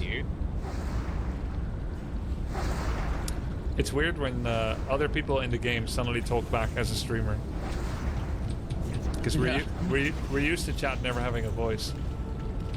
Except TTS, like text-to-speech on like a sub or donation or a prime or whatever. Yeah. Have you ever used Tangia? I don't know what that is, so I guess not. Good for you. No, it's like, well, all kinds of different voices. I mean, I used to use it. I saw it in this deranged StarCraft 1 stream. Is that what Mitch Jones uses with the Autobots? Maybe. I don't know. Yeah, I don't know if I could handle that. I ended up turning it off because it was like, it's very present. Yeah. It can be fun. I could see like doing it for like an hour for like content, Sure, but doing yeah. it all day, I don't know if I could handle it. They're gonna take over if you do that. Yeah, exactly. Give them a voice? Oh yeah, I could not do that. Wait, who did he get threatened to? What's happening there? Why would this Naga get threatened to our mage in the back, Aslov, when he wasn't even doing hitting damage? But he wasn't hitting this Naga, I thought. Or am I wrong? I think he probably was. Did you hit the Naga in the back, Aslov?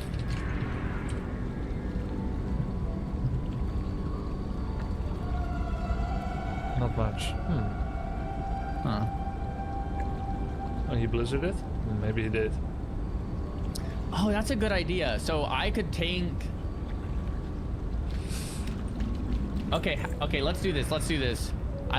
We should talk 4 candle strats. So Ty, when we all stand at the stair entrance, you instantly AoE taunt, and then I will wait 1 second. You can shield wall it with a taunt if you want, if you don't feel like you're gonna live. And then I'll wait a second, and then I will taunt and mocking blow the 2 water rallies off you. Those are like the 2 scary mobs. Okay. So I'll take the 2 water rallies, you take the rest.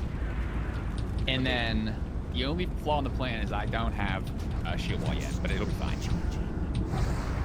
Isn't it at 28? Yeah, I just didn't make it to the. Oh, you don't have shield wall and a 4 candle, bro. It's gonna be okay. All right, how about this? AoE taunt retail and you just blow up everything. That's what I was thinking. Yeah, your damage is gonna be crazy. You could always do 3 candle. Nah, where's the glory in that, Grubby? No, we can't 3 candle. We gotta go down in the history book, Scrub. It's a world first situation. Wait, hold on. Let me try to logically approach this. 4 candle has been done before. We would not go down in history. But if we die in WoW 20th anniversary hardcore, we would go down in history. So that sounds like a precursor to death. It's like no one has done it. A Freudian with slip. Grubby. Grubby hasn't done it. Oh, that's the history part. Okay, no, nice That's save. the history part. Nice save. And it's your first BFD ever, right? So True. I don't think anyone's ever done a 4 candle on their first BFD. So it's double history. I think I would remember if someone did it with me. Yeah. He's right. Asloff did a 4 candle yesterday. He carried the whole group. The rest of his team were like kind of not doing anything. So I really trust Asloff here. I think if things die fast enough, we'll be good. If things start to live too long, that's where I get a little concerned about. Well, things will live long, but we can kite on the pack. Like we're gonna have to just kind of jump up and down and live and bandage and kind of get crafty, because our mages will eventually go so it's just gonna be on me and you to kind of finish off the rest, I think. Yeah. We'll talk about this like when we get there in depth, so no one feels scared at all. And then if anything goes wrong, we'll talk about escape plans too. Okay. Does everyone have a Hearthstone off a cooldown? Yes. Yes. Okay. I just want to make sure we all have that in our back pocket. Okay, that's good to know. Will we be needing it? There's a chance if everything, I will call it. If everything goes super south, I'll just call and we'll get out. So the safe spot that you're going to be showing is safe only for a time to Hearthstone out, like not permanently? Yeah, I don't think there's any permanent safe spots here. It would be more like you would jump into the water and send a Hearthstone. Yeah. Hey, I saw this thing on YouTube. There was this mage that was soloing like 20 creatures of the deep in some watery place. That's surely not this place, is it? Like he would jump down on a tree branch over the water, and then he would jump up on the cliff again, and then down, up, and he kept kiting them left and right. I'm thinking. It's probably Maradon. There was some big quillboar, a giant quillboar that was half naked and had some sexy name. Maybe it was not WoW actually. It was another website. Yeah, I don't think. Yeah, that might be something different that you were looking up that day. My bad. That's awkward. Okay, yeah, that's. Okay, let's focus on the 4 candle. All right, so it'll be right after this boss, and it'll be a safe spot, Grubby, that you want to kite to. Yeah, sounds good. But it's just momentarily, like you were saying, so then we have to hearth out. But right. I think we'll be okay.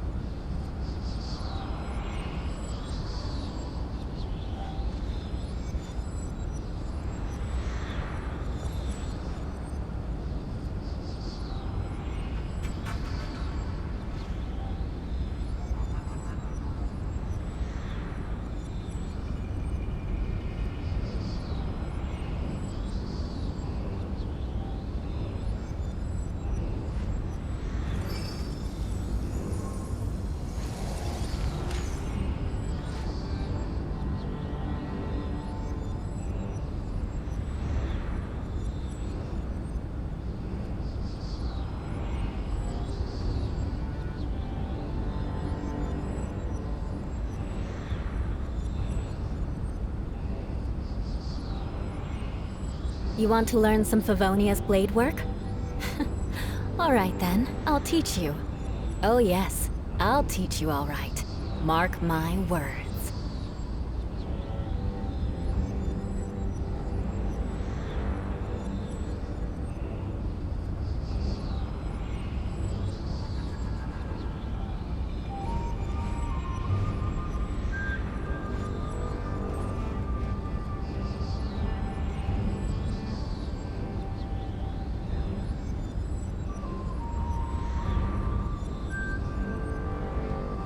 Aristocratic etiquette is all just for show.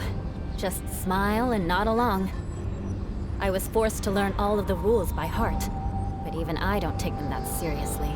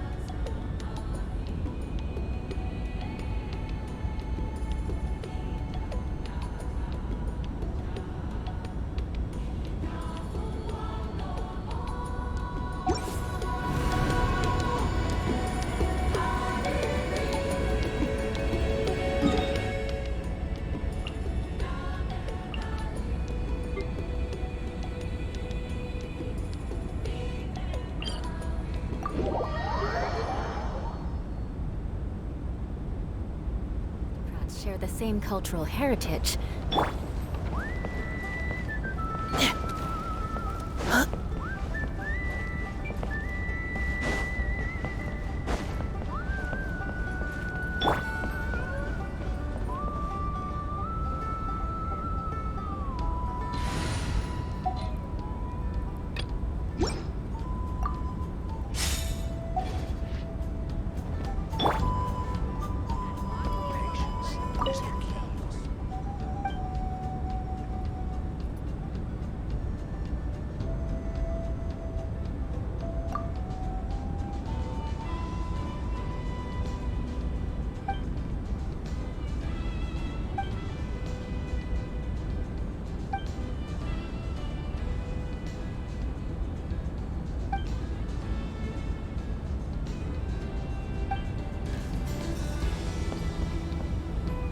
No experience required.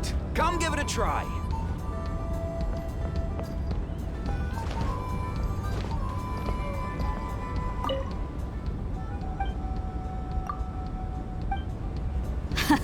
Let's go! In the Floating Target Balloons Challenge, you basically want to hit as many balloons as possible. But watch out, because it's a little Ooh, looks like someone's an expert already. Since many of the Flower Feather clan have to fight while riding a Kukusaur, they have to be an excellent shot. Well, you've impressed me, that's for sure. I think you might even have an edge on Mr. Pashika.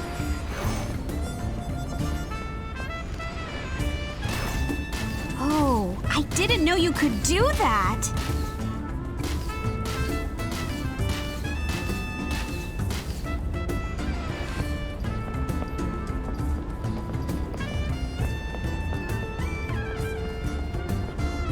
Hey, look over there! Saibo flies by whenever we wave the flag. He really likes hot air balloons, too.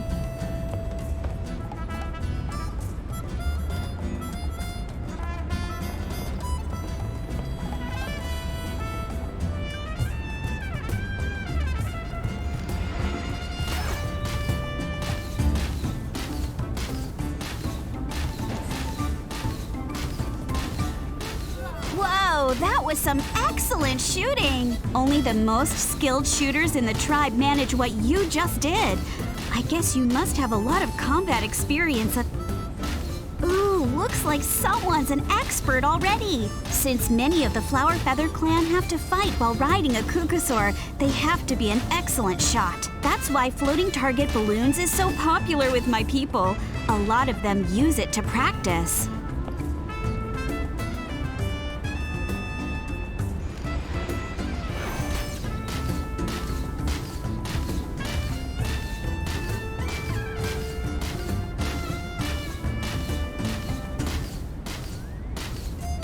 You can do it! The challenge is almost over. Keep going!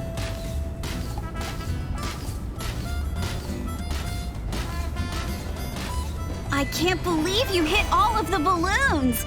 Honestly, I didn't think it was humanly possible. If you were one of our warriors, we'd have to crown you with a Kukusaur wreath to celebrate. The only people in the tribe who can hope to obtain a wreath are the warriors with ancient names, and a select few talented others. And actually, Mr. Pashika has one too.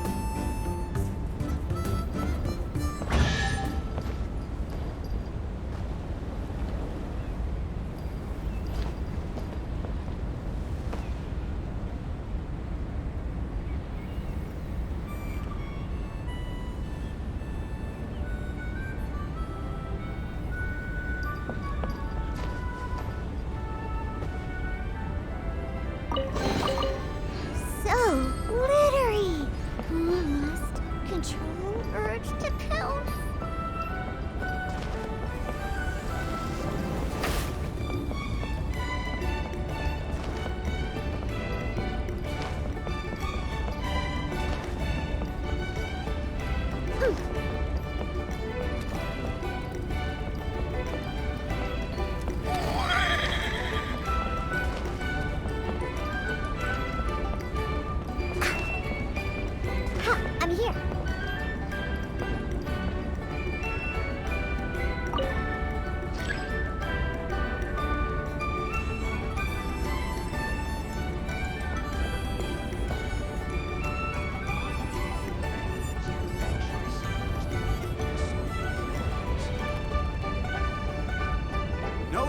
experience required.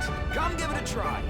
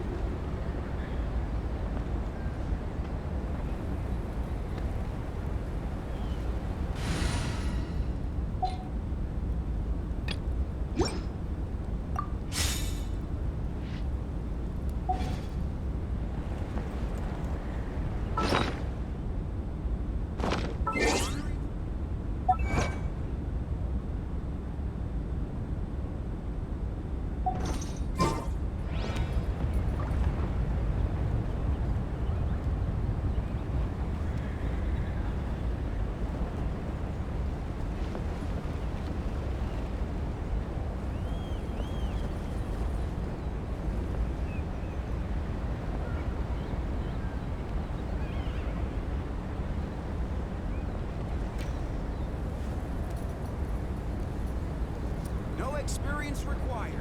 Come give it a try.